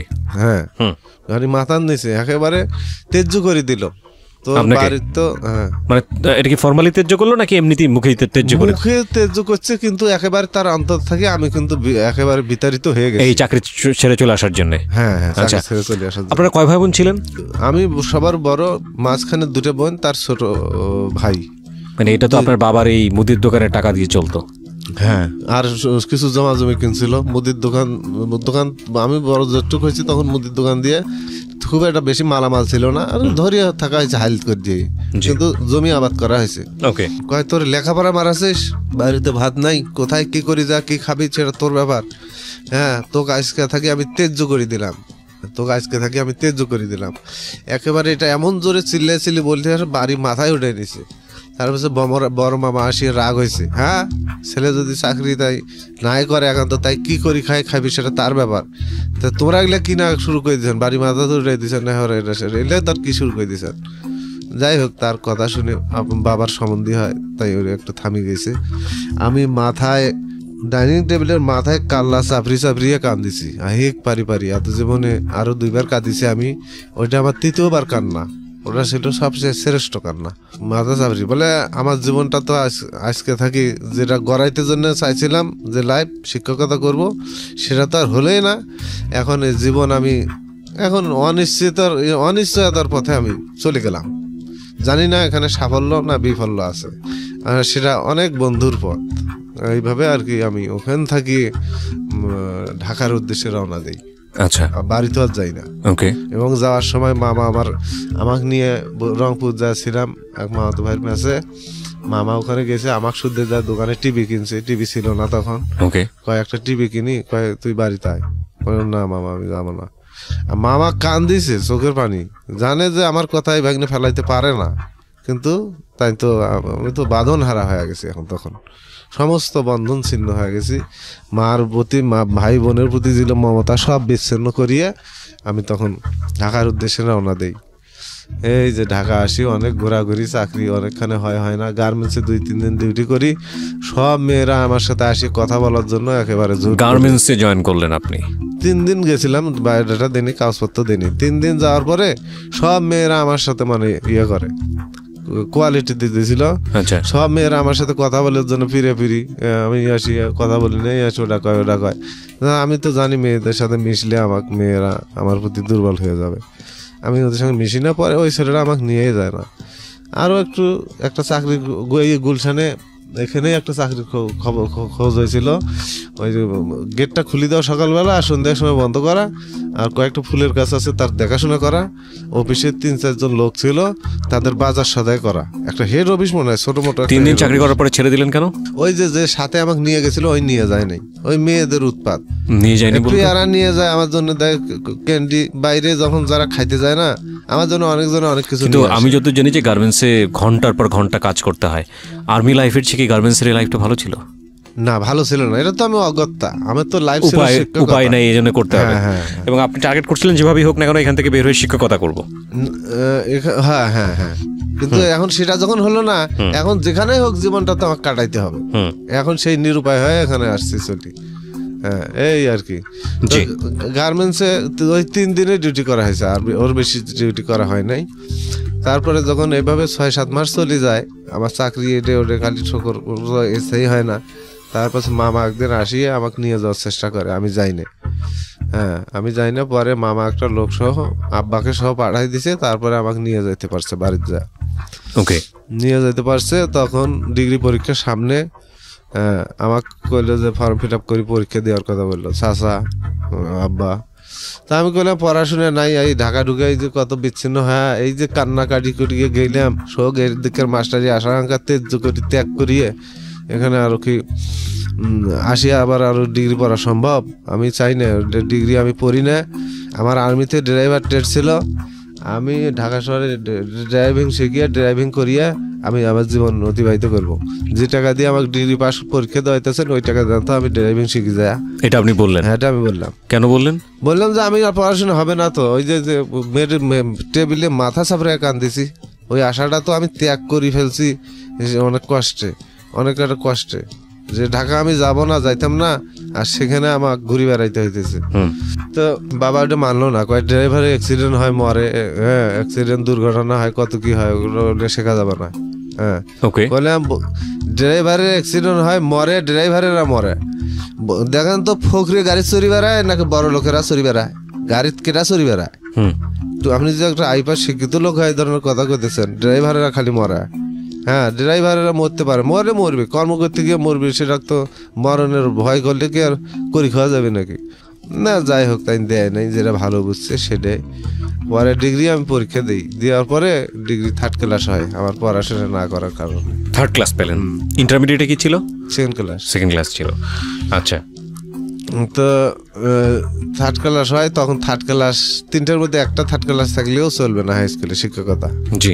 পরে আমি বাবাকে বললাম, যাবা আমি সামনেবার আবার পরীক্ষা দেবো, তো আমি 2nd ক্লাস পাবো, আমাকে হাই স্কুলে ঢুকতে হবে। কিন্তু বাবা তো অতিষ্ঠ হয়ে গেছে অভাবের তাড়নায়। হ্যাঁ একেবারে আমার বোনুক বিয়ে দেওয়া লাগে তখন, আর একটা তার ছোটটা বড় হইতেছে, আরো একটা ছোট ভাই যখন বোধহয় জন্ম হয়েছে এরকম, মানে সে মানে কঠিন নাজেহাল অবস্থা। এখন এর মধ্যে আমি যে কোনো কিছুর বায়না ধরবো উপায় নাই, কিন্তু এখন সহ্য না করিয়ে করার কি আছে? আমার উপর দুর্ব্যবহার করলে যে এটুকু যে ভরসাটুকু নিয়ে সে ধরে থাকবে নিজেকে, সেটুকু তো হারিয়ে যাচ্ছে। কিন্তু আমি তো তার দুর্বলতার সুযোগ নিচ্ছি তাও না, বরঞ্চ ওখানে আমি এই ঢাকা আসি যদি এত না থাকতাম, ডিগ্রি 2nd ক্লাসে আমি পাইতাম। আমি তো বেছে ছিলাম, ক্লাস করে নিই 1 মাস ডিগ্রি ইংলিশ নিয়ে প্রাইভেট পড়ি। কিন্তু আমি তো দেখতে পাচ্ছি এগুলো আপনার ভুল, এগুলো আপনি একের পর এক ভুল করে যাচ্ছেন। এই ভুলটা হচ্ছে ওখানে ওই যে আমার টেবিলে মাথা চাপড়ে আমি কাঁদছি। না এটা ভুল না, এটা আপনার রিঅ্যাকশন, এটা হতেই পারে। দেখুন, প্রথম ভুল হচ্ছে আপনি আর্মি ছেড়ে চলে আসা, আপনার পারিবারিক অবস্থা সবকিছু জানার পরে। দ্বিতীয় ভুল হচ্ছে যে আপনি আপনার বাবা এরকম রাগারাগি করলে আপনি বাড়ি ছেড়ে চলে গেলেন, ঢাকায় গিয়ে গার্মেন্টসে কাজ করলেন বা অন্য জায়গায় কাজ করলেন, তারপরে বাবা যখন ঠান্ডা হয়েছে আপনি বাড়িতে কিন্তু ঠিকই ফিরে আসলেন। সো বাড়ি ছেড়ে চলে যাওয়াটা ছিল আপনার জন্য একটা বড় ভুল। তৃতীয় ভুল হলো আপনি পরীক্ষা দিলেন কিন্তু আপনি ভালো করে পড়াশোনা করতে পারলেন না, যে কারণে আপনি 3rd ক্লাস পেলেন। সো এইগুলো হচ্ছে ভুল এবং বড় রকমের ভুল। এবং হয় কি, জীবনে আমরা ভুলগুলো যখন বারবার করতে থাকি তখন জীবন আমাদের নিয়ে আর চিন্তা করে না এবং জীবন তখন আমাদের পেনাল্টি দিতে থাকে। আপনার জীবনটা এখন এই জায়গাতেই গেছে। প্রিয় শ্রোতা, এই পর্যায়ে আমরা একটা ছোট্ট বিরতি নেব। আপনারা শুনছেন আতাউরের জীবনের সিক্রেটস। আরজি কিবরিয়া আপনাদের সঙ্গে আমি রয়েছি। অনুষ্ঠান চলাকালীন সময়ে ফেসবুকে কানেক্টেড থাকবেন ডিটেল আপডেটের জন্য। আমাদের ফেসবুকের ঠিকানা www. আমাদের সঙ্গে রয়েছেন আতাউর। আমি কথা না বাড়িয়ে আতাউরের কাছে আবারও ফিরছি। বলেন তারপর। বাবা না আবার রাগারাগি করছে, হ্যাঁ না 3rd ক্লাস কয় পাস করছে সেটাই বেশি, আবার কিছুর পরীক্ষা দেওয়ার দরকার নাই। কিন্তু খালি এই পরীক্ষাটুকু এইটুকুতেই না, এতে মার সাথেও অনেক সময় রাগারাগি করছে, মার সাথে অনেক সময়, আমার সাথেও করতো। আমার তখন মনে হতো যে এগুলোই ফেস করে আসতেছি, যে আর্মি চাকরি করলে, আর্মি সেনাবাহিনী। আমার একটা হাবিলদার ছিল ওস্তাদ, জীবনে বিয়ে করে নাই, হাবিলদার রিটায়ার পর্যায়ে চলে গেছে, বিয়ে করে নাই। আমিও যদি সেনাবাহিনীর চাকরি যদি বাধ্য হয়ে করতাম, আমি বিয়ে করতাম না জীবনে। ওই কামাইয়ের টাকায় তা খাওয়া না গেলে খায়া তাকে ওই সুখী হওয়া না গেলে আমি বিয়ে শাদী করতাম না জীবনে।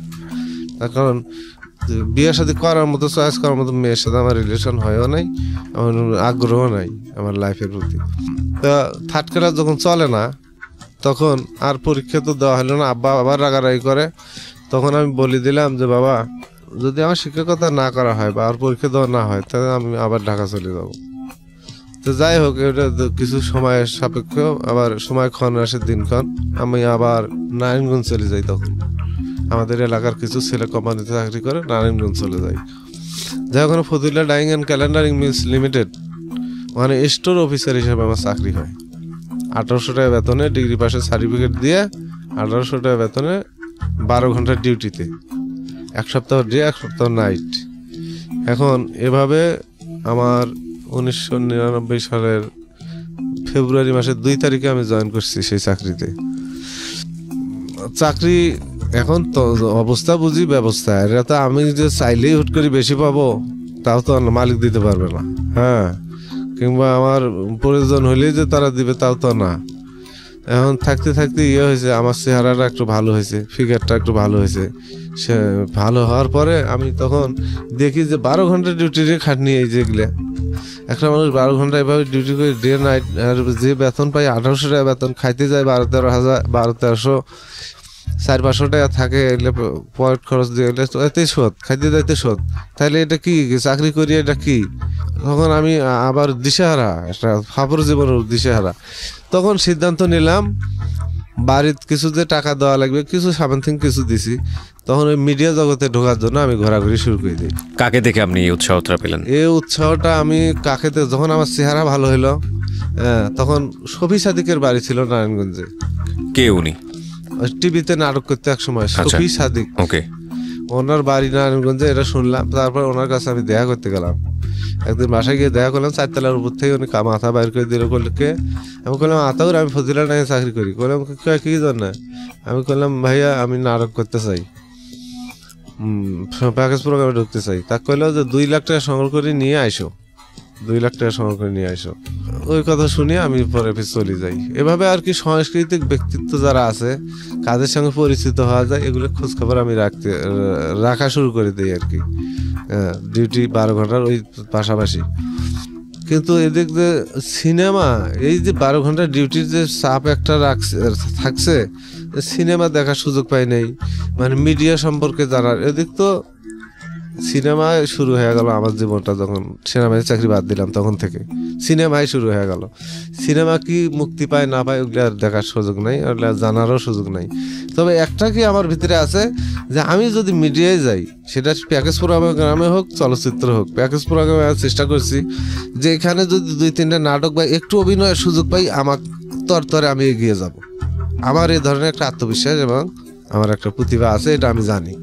এটা যদিও অন্য কেউ এটা জানার কথা না, মিডিয়া গেলে তো অনেকে জানতো। এভাবে ওখানে যখন সুবিধা করে উঠতে পারি না, ওখানে এক স্থানীয় লোক নাটক তৈরি করে, নাটক তৈরি করি ওখানে টিভিতে জমা দিয়ে, ওখানে থেকে তিনি কিছু পয়সা পাতি পান।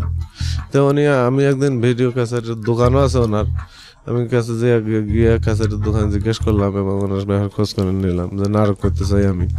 তো উনি বললো যে 5000 টাকা নিয়ে আসতে হবে, 5000 টাকা নিয়ে আসতে হবে। কিন্তু তখন আমার তো টাকা 5000 কোটি থেকে জমাবো, 1800 টাকা বেতনে চাকরি করি, 1200-1300 টাকা যায় খাইতে, 5000 টাকা নাই। পরে আমাদের স্টোর অফিসের অপর শিফটে একটা লোক ছিল, শাহজাহান, বরিশাল বাড়ি। উনি সমিতি একটা খুললো আমাদের ফ্যাক্টরিতে, আমাদের ওয়ার্কার যারা স্টাফগুলো আছে, ওই স্টাফগুলো কয়েকজন মিলে একটা সমিতি খুললো। ওখানে বোধহয় 300 টাকা করে আমি জমা রাখতাম সম্ভবত। আচ্ছা, 300 টাকা করে জমা রাখতাম এবং এই টাকাটা দিয়ে কি করব, আমি ওই মিডিয়া জগতে যাব এই আশায়। আর বাড়ির কথা, বাড়ির যদিও টাকা দেওয়া লাগে, এখন আমি নিজেকে এস্টাবলিশ করব না ওইখানে ওই যে বন্দি থাকি, ওই যে বাড়িতে ওই টাকা পাঠিয়ে দেবো। তখন পাঠিয়ে দেওয়ার টাকা পাঠিয়ে দেওয়ার অত লোকও ছিল না। তো যাক, এভাবে নিজেকে আমি তখন চিন্তা ভাবনা করলাম যে ওদিক তো সংসার ছেড়ে দিয়ে আসছি, আমি তো আর ওদিক থেকে টাকা চাচ্ছি না। আমি নিজেকে যদি একটা যোগ্য স্থানে করি, খাওয়ার মতো স্থানে নিয়ে যেতে পারি, সেটাই আমার জীবনের সার্থকতা এখন হবে। এই যে সমিতি, এভাবে সমিতিতে 6500 টাকা জমা হয় প্রায় 2 বছরের মধ্যে, 2 বছর কিছু কম হবে, 6500 টাকা জমা হয়। পরে কিন্তু ওই ফ্যাক্টরিতে আমার একটা কাজের প্রেশারে আমি চাকরিটা রিজাইন দিই। দেওয়ার পরে পাশের ওই ফ্যাক্টরির পাশে আর একটা ফ্যাক্টরি হয়, 5 ভাগে মালিকেরা শেয়ারে ফ্যাক্টরিটা দিয়েছে, জায়গা একটা ভাড়া নিয়ে ওখানে একটা নতুন লাইন স্থাপন করলো, ছোট ছোট ছোট লাইন, মধ্যম। তো আমি ওখানে জানতে পারলাম এবং ওই আবেদন করলাম, আমার চাকরি হয়ে গেল। বিসি ছিল, টেক্সটাইল বিসি ইঞ্জিনিয়ার ছিল। হ্যাঁ, চাকরি হয়ে গেল, তখন বেতন হলো আমার 1800 থেকে 2700 তো 2700 টাকা হয়। তখন আরো আগ্রহী হয়ে এলাম মিডিয়ার দিকে, আমার চেহারা আরো একটু স্বাস্থ্য ভালো হলো। তারপরে এভাবে থাকি আর কি, মিডিয়ার জন্য লেগে থাকতে চাই এবং যোগাযোগ করতে চাই, তো এভাবে হলো না। এর মধ্যে একদিন আমি মেকআপ ম্যান মোস্তফা কামালের বাসা, ওখানে মোস্তফা কামালের বোনের বাসা নারায়ণগঞ্জ, আমার যেখানে থাকি তার পাশে। এই খবর পাই মোস্তফা কামালের ঠিকানা নিয়ে তার বাসায় একদিন চলে যাই। উনি বললো যে আসো একদিন সময় করে নিয়ে তোমাকে কাট করে দেবো, তুমি এফডিসিতে 2-1 দিন শুটিং দেখো, তোমার ব্যবস্থা হয়ে যাবে। তো আমি ওই আশায় থাকি। পরে যে টাকাটা আমি যে এই ফ্যাক্টরিতে আসি জয়েন করছি, ওখানে যে আমার 6500 টাকা সমিতিতে জমছে, এটা আমার মনে নেই। আমাকে কাজের দায়িত্ব দিয়ে এত ব্যস্ত রাখা হয়েছে যে এটা আমার মনে নেই। তারপর একদিন ওই ফ্যাক্টরির আমার অফিস সেক্রেটারি শাহজাহান সাহেব টাকাটা দিয়ে যায়। আমি কিছু পোশাক পাতি ভালো কিনছিলাম যে ফটো সেশন করার জন্য। পরে আমার ছোট বোনের বিয়ে হয়, বাড়িতে বিয়ে ঠিক হয়। হ্যাঁ, ছোট বোনের বিয়ে এরকম জোর করি এক সময় আর কি, জোর করি ছেলেটা এক পর্যায়ে প্রথমে বিয়ের প্রস্তাব দিয়েছিলাম। আমার আব্বা তখন বিয়ে দেবে না, তার কারণ অভাবের তাড়নায় তানি আসলে একটা মেয়েকে আঁকড়ে ধরে বাঁচতে চেয়েছিল। 2টা মেয়ের মধ্যে একটা বাইরে হয়ে গেছে তখন, আর একটা ছোট তাকে আঁকড়ে ধরিয়েই উনি বাঁচতে চেয়েছিল। কিন্তু তারপরে বিয়ে করা হয় আর কি, লাখের লোক সাইডে। কাকে বিয়ে করেন? না আমি না, আমার ছোট বোন, 2 বোন আছে, বিয়ে দিয়ে দেয়। এবং সেই বিয়াকে আমার দাওয়াত কার্ড পাঠানো হয় এবং আমাকে বিয়ে নিয়ে যাওয়ার জন্য। মানে এই সময় পর্যন্ত আপনি বাড়ি ছাড়া? হ্যাঁ, আমার ইচ্ছা ছিল আমি যতদিন প্রতিষ্ঠিত হয়নি অতদিন বাড়ি মুখে হব না। 3.5 বছর পর আমাকে বাড়ি নিয়ে গেছে এই ছোট বোনের বিয়েতে। আচ্ছা, আমি বাড়ি যেতে চাইনি, যে যতদিন প্রতিষ্ঠিত হবে না বাড়ি মুখে হওয়া যাবে না। আমার বাড়িতে হলে সমস্যা, গেলে সমস্যা, আব্বা রাগারাগি গালাগালি। তা এই বিয়ের মধ্যে আমাকে নিয়ে গেল, ওই টাকা 6000 উঠে ওই বিয়ের মধ্যে নিয়ে গেলাম। নিয়ে যা দেখি বাড়ির যা আর বেহাল দশা বাড়ির। এই বেহাল দশা দেখি আর কোথায় কুতি যাবেন আর কি করবেন। বেহাল দশা বলতে? বেহাল দশা বলতে আব্বা জমি তেমন খাটতে পারে না, দোকানদারি একলাই করতে পারে না, ছোট ভাইটা একেবারে ছোট। হ্যাঁ, আমি যতটুকু একটা হেল্প করতাম চলতো, কিন্তু আব্বা তাতে অতিরিক্ত না। আমি না থাকাতে একেবারে আরো অবস্থা করুণ দাঁড়াইছে। মার সাথে দুর্ব্যবহার করতো, রাগারাগি করতো, এটা সেটা করতো। আব্বা বিপদে পড়ে গেছে। পরে এক সময় আমাকে সে আঁকড়ে ধরিয়ে বাঁচতে চায়। আরো সম্ভব? আমি যে 3.5 বছর পর যে বাড়িতে আসলাম, 12 ঘন্টা ডিউটি, এতগুলো কত কষ্ট করছি, কত ডিগ্রি পাস ছেলে দেখে চাকরি ছাড়িয়ে গেছে। আমি বলে না, যদি জিউ জাহান যাইতে আমি যাবে, আর এখানে আমার যেটা অধিকার সেটা আমি আদায় করে ছাড়ি দেবো। এটার থাকি আমি পিছপা হব না, যদি মৃত্যু হয় হবে। হ্যাঁ, তার কারণ অনেক কিছু থাকি চড়াই উত্তর, আর একখানে যা সেটেল হওয়া সম্ভব না। এই অবস্থায় থাকতে থাকতে আমার ইমেজটা, এই যে বাড়ি গেছে, পারিবারিক সমস্যাটাও দেখে আসলাম। এখন আমার জিএম স্যার কয়, আদা তুমি যাও তো, বাড়ি যাও, বিয়ে করে এসো। একটু থামাচ্ছি আপনাকে এখানে, ইম্পর্টেন্ট বিষয়। সেটা হচ্ছে, বাড়িতে যাওয়ার পরে আপনি দেখলেন যে বাবা আপনাকে ধরে বাঁচতে চাচ্ছে, মানে বাবা চাচ্ছিল যে আপনি দায়িত্ব নেন, বাড়িতে থাকেন, তাই কি? আমি কি প্রশ্ন উত্তর চাচ্ছি আপনার কাছ থেকে, ঠিক কিনা? এটা আমি যখন তৃতীয়বার যাই তখন বুঝে গেছি। হ্যাঁ, আপনি বুঝতে পারছেন যে বাবা বলতে পারছে না, কিন্তু বাবা আমাকে ধরে বাঁচতে চাচ্ছে, কারণ আপনি ছাড়া আলটিমেটলি গায়ে গতরে কাটার মতো এই মুহূর্তে কেউ নাই। কিন্তু আপনি আপনার যে ইগো, আপনি যেই মানে সংকল্প করেছেন মনের মধ্যে, আপনি এটা তো একটা ভয়াবহ একটা বাজে সংকল্প, অফকোর্স আপনি করেছেন। যেভাবে হোক না এখন আপনি এস্টাবলিশড হবেন, বাবা যে কথা বলেছে সেটার প্রতিশোধ নেবেন, তাই তো বিষয়টা। মূল বিষয়টা হচ্ছে বাবার সাথে আপনি রাগ করেছেন, এই রাগের কারণে আপনি বাড়ি থেকে বের হয়েছেন। বের হওয়ার পরে আপনি যে কোনোভাবে হোক, যেহেতু কষ্ট করছেন 2-3 বছর, বাড়িতে গিয়ে দেখেছেন যে বাবা দুর্বল হয়ে গেছে, বাবা আপনাকে ধরে বাঁচতে চায়। কিন্তু আপনি যেহেতু কষ্ট করেছেন 3 বছর, আপনি বলছেন যে আমার জীবন যায় চলে যাবে, কিন্তু আমি কষ্ট করব, তারপর আমি এস্টাবলিশড হব, তারপর বাবার কাছে আসবো। আর এদিকে যে বাড়িঘরের অবস্থা, আপনি যেটা বলতেছিলেন যে ছোট একটা ভাই, বাড়িঘরের খুব বেহাল অবস্থা, এটা ফেলে রেখে আপনি চলে গেলেন। আজকে কিন্তু ক্রাইমটা অন্য ধরনের, আজকে কিন্তু অপরাধটা একটু অন্য ধরনের। প্রিয় শ্রোতা, একটু খেয়াল রাখবেন। আমরা বারবারই বলি যে আমরা জীবনের প্রতি যে অপরাধগুলো করি, জীবন আমাদেরকে সেটা রিটার্ন দেয়। এই লোকটার ক্ষেত্রে কি হয়েছে, পরিণতির দিকে যখন আমরা যাব তখন বুঝতে পারবো। দেখুন, একটা মানুষকে খুন করলে, একটা মানুষের সম্পদ চুরি করলে, একটা মানুষকে ধ্বংস করার পায়তারা করলে, এই অপরাধটা হয়তো বা দেখা যায়, হ্যাঁ, যে আমরা দেখতে পারি যে না, এটার ক্ষতি হয়ে গেল। কিন্তু নিজের জীবনের প্রতি অন্যায় করলে, ভুল সিদ্ধান্ত নিলে, এবং সেই অপরাধ বা সে অন্যায়টা আসলে দেখা যায় না, কিন্তু এটার প্রভাব কিন্তু ওই খুন কিংবা যদি বলেন যে চুরি করা, ডাকাতি করা, সেটার চেয়ে অনেক বেশি মারাত্মক হয়। আমি বলবো যে ওনার ক্ষেত্রে কিন্তু তাই হয়েছে। আপনার ম্যানেজার কি বললো এক পর্যায়ে যে যাও বাড়ি গিয়ে বিয়ে করে এসো, তার মানে আপনার বিয়ের বয়স চলে যাচ্ছিল ওই সময়টাতে? আমার ইমেজটা চলে যাচ্ছিল 25, তখন আমার বয়স 25। আচ্ছা আচ্ছা। আমাকে বললো যে তুমি বাড়ি থেকে যাও বিয়ে করে এসো। আমি কোনো কথা বলি না। ওই সময় আমি ঢাকায় যাতায়াত করতে, বাড়ি থেকে যাতায়াত করতে একটা ডেল কার্নেগি, দার্শনিক ডেল কার্নেগির একটা বই কিনেছিলাম। ডেল কার্নেগি, প্রতিষ্ঠিত যদি হতে চাও তো বইটা দেখেছি আমি। একটা কথাই ছিল বারংবার যে তুমি যেখানে আছো সেখান থেকে যাই হোক সুখী হতে বা প্রতিষ্ঠিত হতে অতীতের সকল দরজা বন্ধ করে দাও। আর ওই জিএম স্যার আমাকে অতীতের দিকে, শুধু অতীতের কথা আমার জানতে চাচ্ছে, শুনতে চাচ্ছে, আমাকে ব্যাকের দিকে টানতেছে শুধু। কিন্তু আমি তো যাব সামনে, ব্যাকের দিকে টানতেছে।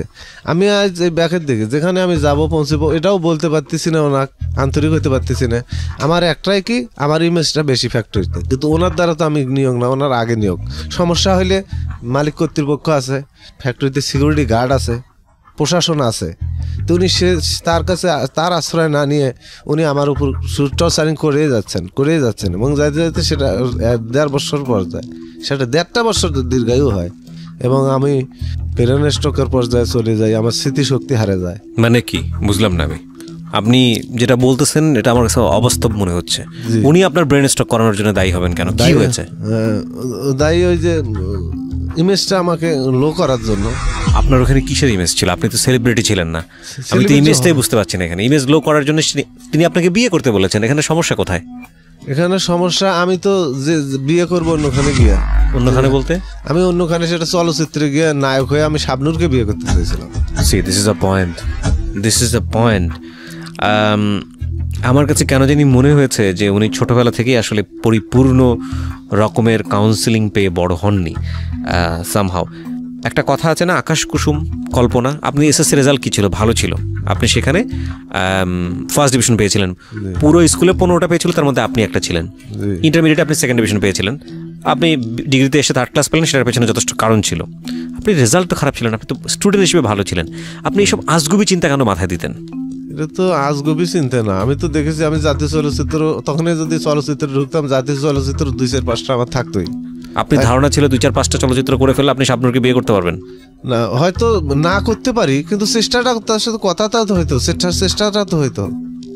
চেষ্টাটা হয়তো না করতে পারি, হয়তো অন্য কোথাও করতাম, কিংবা সালমান খানের মতো। আপনি এই মানুষটাই, আপনি আমাকে বোঝানোর, আপনি মানে আমি আমার ধৈর্যচ্যুতি ঘটতেছে। আপনি এই মানুষটাই আমাকে একটু আগে বললেন অনুষ্ঠানের শুরুতে আপনি মেয়েদের সাথে সম্পর্ক করতেন না কারণ আপনার অর্থনৈতিক অবস্থা ভালো ছিল না। এটা একটা যুক্তিযুক্ত আচরণ। যেমন বাড়ির ঘর ভালো নাই, আমার যে মেয়েটাকে পছন্দ হয় সেই মেয়েটাকে তুমি বিয়ে করতে পারবো না, সুতরাং আমি তার সাথে সম্পর্ক করবো না। খুব যুক্তিযুক্ত আচরণ আমার কাছে মনে হয়েছে। আবার এই মানুষটাই আপনি শাবনূরকে বিয়ে করার কথা চিন্তা ভাবনা করতেছেন। আপনি আসলেন, মনে করলেন যে বাংলা চলচ্চিত্রে ঢুকে যাওয়ার পরেই আপনি 2-3টা ছবি করবেন, শাবনূরের সঙ্গে পরিচয়, আপনি শাবনূরকে বিয়ে করে ফেলবেন। আপনি বুঝেন যে এটা একটা পাগলের চেয়েও অধম টাইপের চিন্তা, এটা বুঝেন নাকি আপনি এখনো ওই চিন্তা আপনার মধ্যে আছে? আমার তো আত্মবিশ্বাস ওটাই ছিল, আমার ক্যারিয়ার ছিল সালমান খানের। আপনি জীবনের এই পর্যায়ে এসে বুঝতে পেরেছেন যেটা ভুল ছিল, ভুল চিন্তা ছিল আপনার মধ্যে? না, এটা এখনো বোঝেননি আপনি? না, এটা এখনো মনে করতেছেন যে আপনার চিন্তাটা ঠিক ছিল? চিন্তাটা ঠিক ছিল, আপনি এখনো মনে করতেছেন সেটা? প্রিয় শ্রোতা, এই পর্যায়ে আমরা একটা ছোট্ট বিরতি নেব। আপনারা শুনছেন আতাউরের জীবনের সিক্রেটস। আরজি কিবরিয়া আপনাদের সঙ্গে আমি রয়েছি। অনুষ্ঠান চলাকালীন সময়ে ফেসবুকে কানেক্টেড থাকবেন ডিটেল আপডেটের জন্য। আমাদের ফেসবুকের ঠিকানা www.facebook.com/KEBRIA.RJ। পেজটি আছে আরজি কিবরিয়া নামে।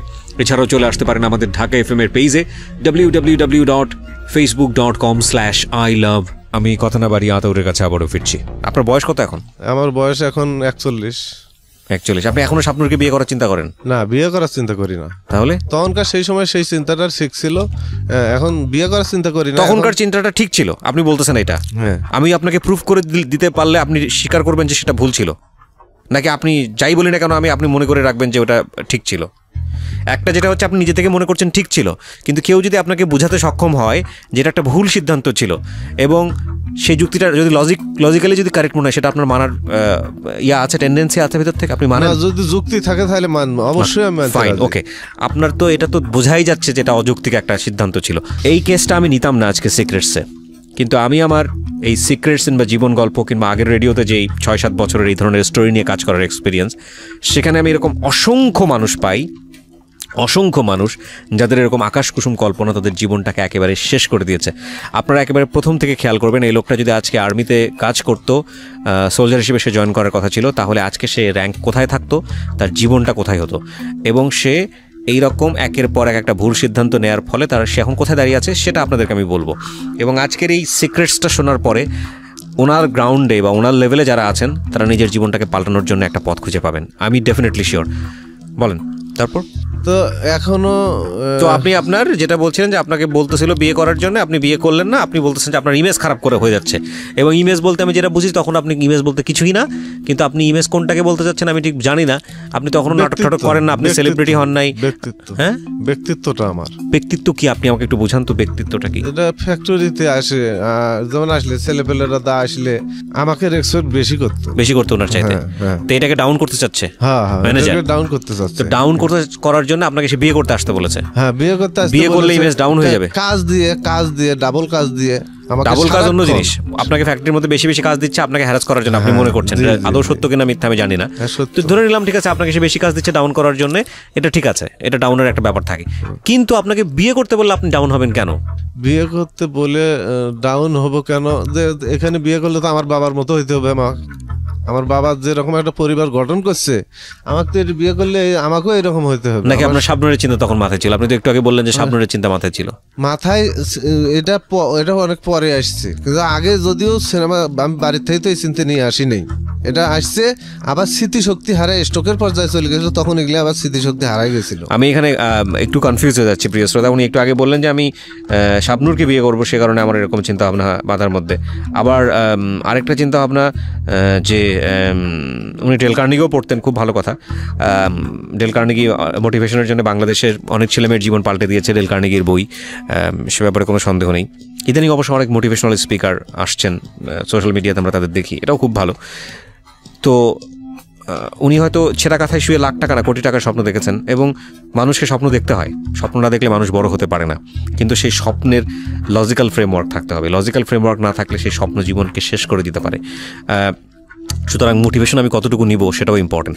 যাই হোক, আমি আসলে এই প্রেক্ষাপটে যেতে চাই না, আমি বরং এই জায়গাটায় থাকতে চাই, গল্পের অ্যানালাইসিসের জায়গাটাই। নাম্বার ওয়ান যেটা আমার কাছে, দেখুন লজিক ইললজিক দুটোই পাশাপাশি আছে। একটা হচ্ছে যে উনি মনে করতেন যে আমার বাবা যেহেতু সংসার করার পরে আমার বাবা ঠিকমতো সংসার করতে পারেনি, একটা জঘন্য অবস্থা দেখেছে আমার ফ্যামিলিতে, সুতরাং আমি যদি বিয়ে করি তাহলে এরকম হবে, সুতরাং আমি বিয়ে করবো না, নাম্বার ওয়ান। আর নাম্বার টু হচ্ছে মনের ভিতরে স্বপ্ন রেখেছে যে আমি যেভাবেই পারি একজন চলচ্চিত্রে অভিনয় করব, আমি শাবনূরকে বিয়ে করব, সুতরাং আমার এখন বিয়ে করা যাবে না। তো সব কিছু মিলে যখন চাপ হচ্ছে ম্যানেজারের কাছ থেকে, উনি সিদ্ধান্ত নিতে পারতেছে না, তখন ওনার ব্রেন ড্যামারেজ হয় বা হ্যামারেজ হয়। ব্যাপারটা কি তাই? জি জি। কোথায় ছিলেন ওই সময়টা? ড্যামারেজ হয় যখন ফ্যাক্টরিতে ছিলাম, বাড়িতেও ছুটি নিয়ে গেছিলাম, অসুস্থতার 8 দিনের দরখাস্ত দিয়েছিলাম। আচ্ছা, হ্যাঁ, যে উনি যাতে থামি যায়, আমাকে যাতে এই প্রেশারটা না দেয় আর, কিন্তু তারপরেও উনি থামে না। আচ্ছা, থামে না। এক পর্যায়ে ওনাকে যখন আমি দেখতেছি আমার হার্টের সমস্যা আসছে আর আমি সফল হতে পারবো না, যেগুলো আশঙ্কা, তখন ওনাকে আমি খুন করার সিদ্ধান্ত নিই। খুন করার সিদ্ধান্ত? জি। এবং ড্যাগার দিয়ে ওই ফ্যাক্টরিতে আমি খুন করব।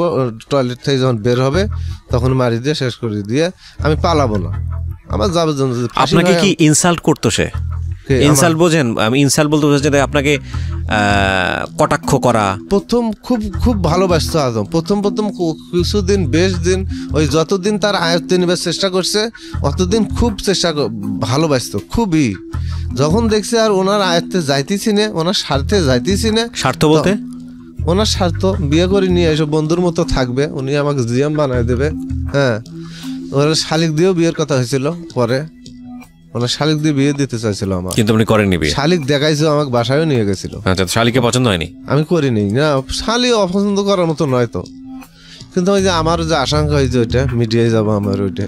ওকে, তো যাই হোক, আপনি আপনার এই আকাঙ্ক্ষার জন্য আপনি যেহেতু পারলেন না, এবং উনি যেহেতু আপনার লাইফটাকে, আপনি মনে করছেন লাইফ হ্যারাস করছে, কিন্তু আমার জায়গা থেকে মনে করেছি যে উনি আপনার লাইফটাকে ট্র্যাকে আনার চেষ্টা করছিলেন, ভালো পরামর্শ দিচ্ছিলেন। যাই হোক, আপনি যেটা ওইটাও মানলেন না, আপনি আপনার মতো করে সিদ্ধান্তের জায়গায় অটল থাকলেন, এবং এক পর্যায়ে সিদ্ধান্ত নিলেন আপনি তাকে খুন করবেন। আচ্ছা, তারপর সিদ্ধান্ত নিলাম যে তাকে খুন করব, কিন্তু এমন সময় জিনিসটা উনি বুঝতে পারেন। হ্যাঁ, এটা বুঝতে পারেন, সর্বক্ষণ আমাকে পরখ করতেছেন সারাক্ষণ। আমি যদিও স্টোরে থাকি, ওই টয়লেটে যায়, বাথরুমে যায়, এদিক ফ্লোরে একটু ইয়ে করে, লোক দিয়ে ও লোক দিয়ে খোঁজা মারতেছে, পিছনে নিবার কথা বাইর করার চেষ্টা করতেছে, নানানভাবে উনি আমার সবসময় পরখ করতেছেন। যখনই এটা বুঝতে পারছে তখনই দেখেন কি ট্যালেন্টেড। হ্যাঁ, আমার 1 মাস ডাইং টেস্ট, যে ডাইং এর গতি 80 থেকে 100-এ চালাইতেছে ফ্যাক্টরিতে। আমি একাই 2 শিফটের কাজ আমি একাই করতেছি এই 2-2.5 বছর ধরে। একটা ছেলে নিয়েছিল 1 মাস চাকরি করে নিয়েছে, চলে গেছে, ডিগ্রি পাস ছেলে।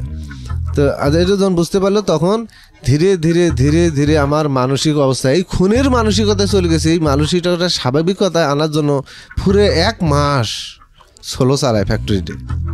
1 মাস সোলো চালাতে আমি স্বাভাবিক অবস্থায় আসি। খুনের অবস্থা থেকে, স্মৃতিশক্তি হারানো অবস্থাতে। তারপর ডাইংয়ের হিসাবগুলো দিয়ে ওই যে দাওয়াত দিয়ে বাসায় নিয়ে যায়, বাবা মারা যাওয়ার উপলক্ষে একটা মিলাদের আয়োজন করছি। এবং সেখানে আমাকে ল্যাব অ্যাসিস্ট্যান্ট ইনচার্জ দিয়ে কথা বলা যে আতর ভাই এরকম স্যারে তো দাওয়াত দিয়েছে, যাবে কিনা। স্যার কিন্তু ভালোভাবে জানে যে আতর যাবে না। ওকে, হ্যাঁ, কিন্তু আমি মাটির দিকে তাকায় আছি। কথাটা শোনার পর মাটির দিকে তাকায় আছি, তাকায় খানিক পরে বললাম যে যাবো। এই পরে আমি বাসা দেখতাম না, জানতাম না। পরে ও বলছিল যে আমি আসি, এখানে থাকবো, একসাথে যাবো ওলা। একসাথে পরে যাইতে একটা স্টুডিওর ছবি উঠেছিলাম, উঠে ওর অনুরোধে উঠে পরে বাসায় গেছি। যা মিলাদ পরে দাওয়াত টাওয়াত খায় আসছি। পরের দিনেই বিয়ের আলাপ, এবং ওনার শালিক যায় আমি বাসায় দেখি। যখন রুমটাতে ঢুকি, ওনার দোতলায় বাসা, রুমে উঠছি, সবাই উঠছি, 7-8 জন গেছি। তো ওই পাশে কি অ্যাটাচ রুম, কি অ্যাটাচ রুম বললে না কিনে কয়, ফ্ল্যাট রুম। তো ওই রুমের দরজা দিয়ে আমি ভাবির সাথে কথা বলার জন্য গেছি। এরা তখন ফ্লোর ইনচার্জ, ল্যাব ইনচার্জ এই রুমতে আছে। আমি ঘুট করে ঢুকতেছি দরজা দিয়ে ওই পাশে। স্যার এলা আসতেছেন, আসি কয় আতাউর কি কোনো, স্যার ভাবির সাথে কথা বলবো। দেখি 1 মাসের বাচ্চা একটা কোলে, যা সামনে নিয়ে দাঁড়ায়, ভাবি সালাম দেয় নেই, স্যারকেও সালাম দেয় নেই, বুঝছেন।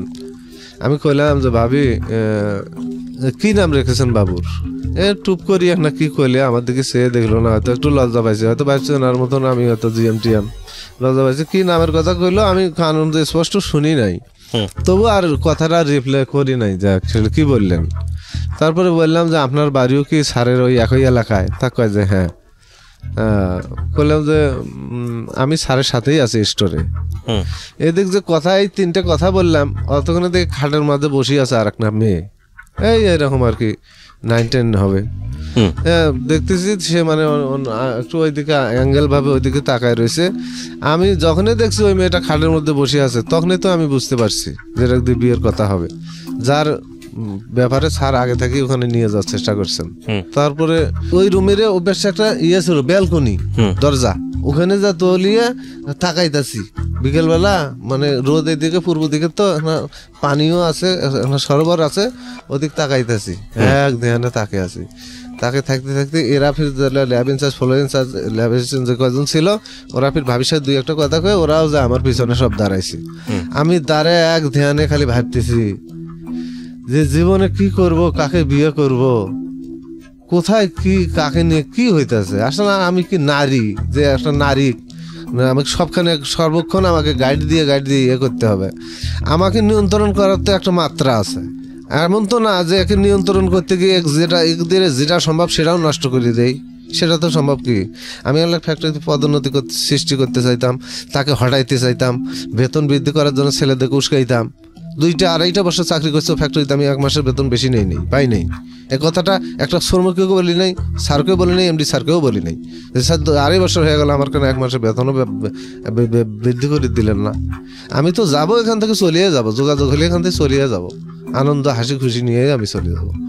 কিন্তু উনি ব্যাপারটা বুঝছিল ঠিকই যে আতাউল চলচ্চিত্রের জন্য ফিট, কিন্তু বুঝিয়াও নিজেকে হারাল লাগছে, মনে করছে যে এটা জিয়ে তোলা যাবে না, এর কথা এটা শোনা যাবে না, শুনলে তো আমাকে হেল্প করতে হবে, বা একদিকে একটা যে স্বার্থ হাসিল করতে চাচ্ছি আমার তো ভালোই হবে, বন্ধুর মতো থাকবো আমরা, প্রয়োজনে বিয়েই হবো, যাই হোক এগুলো চিন্তা ভাবনা। এই এনার অতি এই নোংরা জিনিসটা পরে যে প্রেশার ক্রিয়েটগুলো যেগুলো করছে, এই কারণে আর ওনার শালিক আমি বিয়েটা করি না।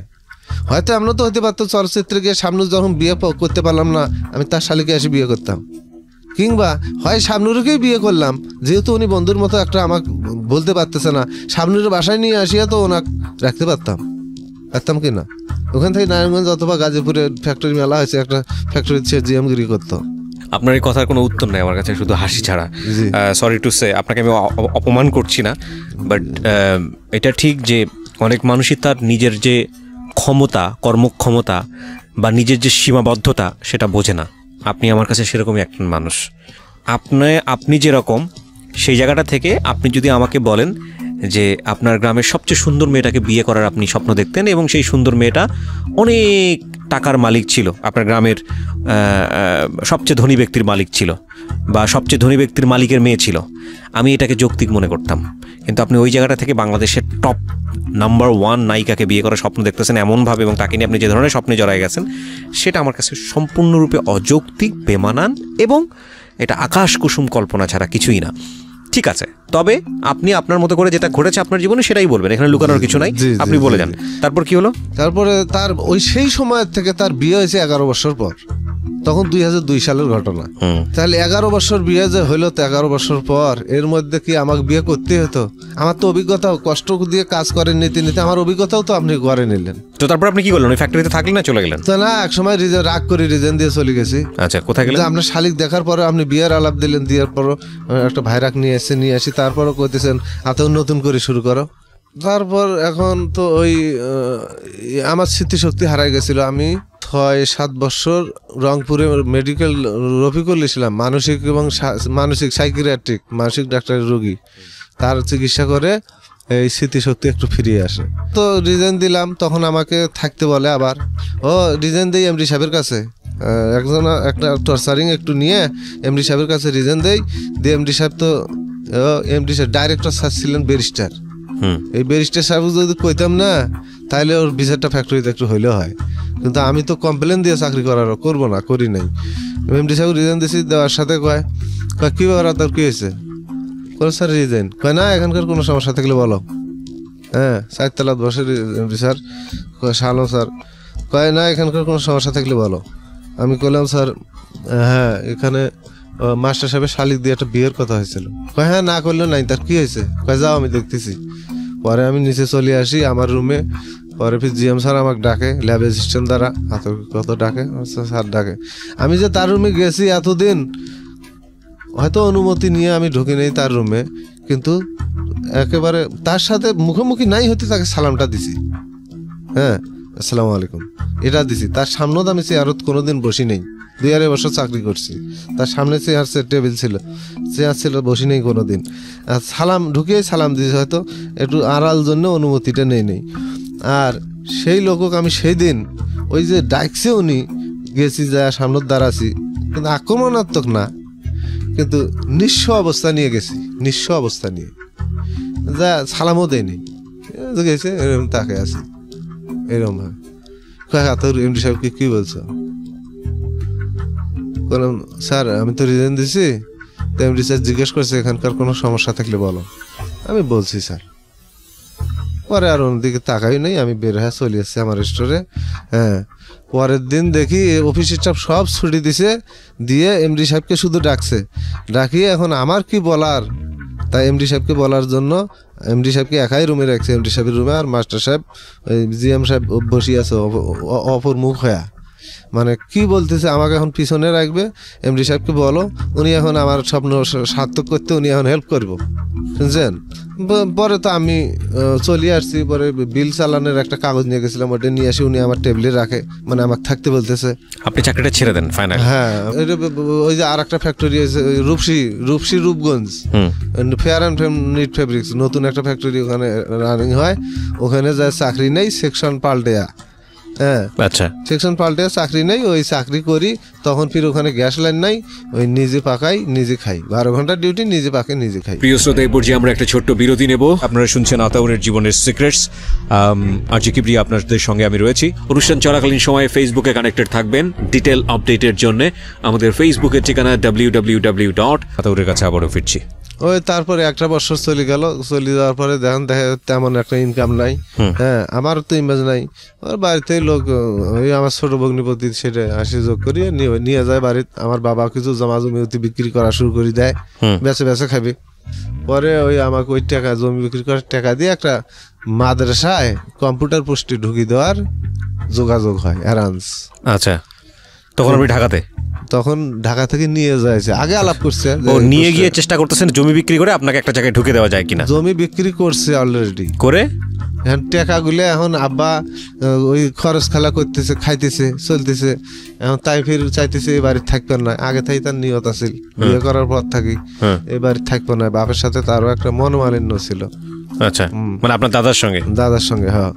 কিন্তু আমার আব্বা যথেষ্ট করছে সংসারের জন্য। আমি কি ঘটনায় থাকতে যাচ্ছি, এরপরে কি করলো? আপনার মাদ্রাসা চাকরিটা হলো? মাদ্রাসার চাকরি আমি ঢুকলাম না। কেন ঢুকলেন না? বাপের টাকা দিয়ে ঢুকবো না, ওই যে রাগ আমার। আমার মনে হয় যেটা মাস্টারি করতে চাইছিলাম। আচ্ছা, ওকে, ফাইন। তারপর কি করলেন?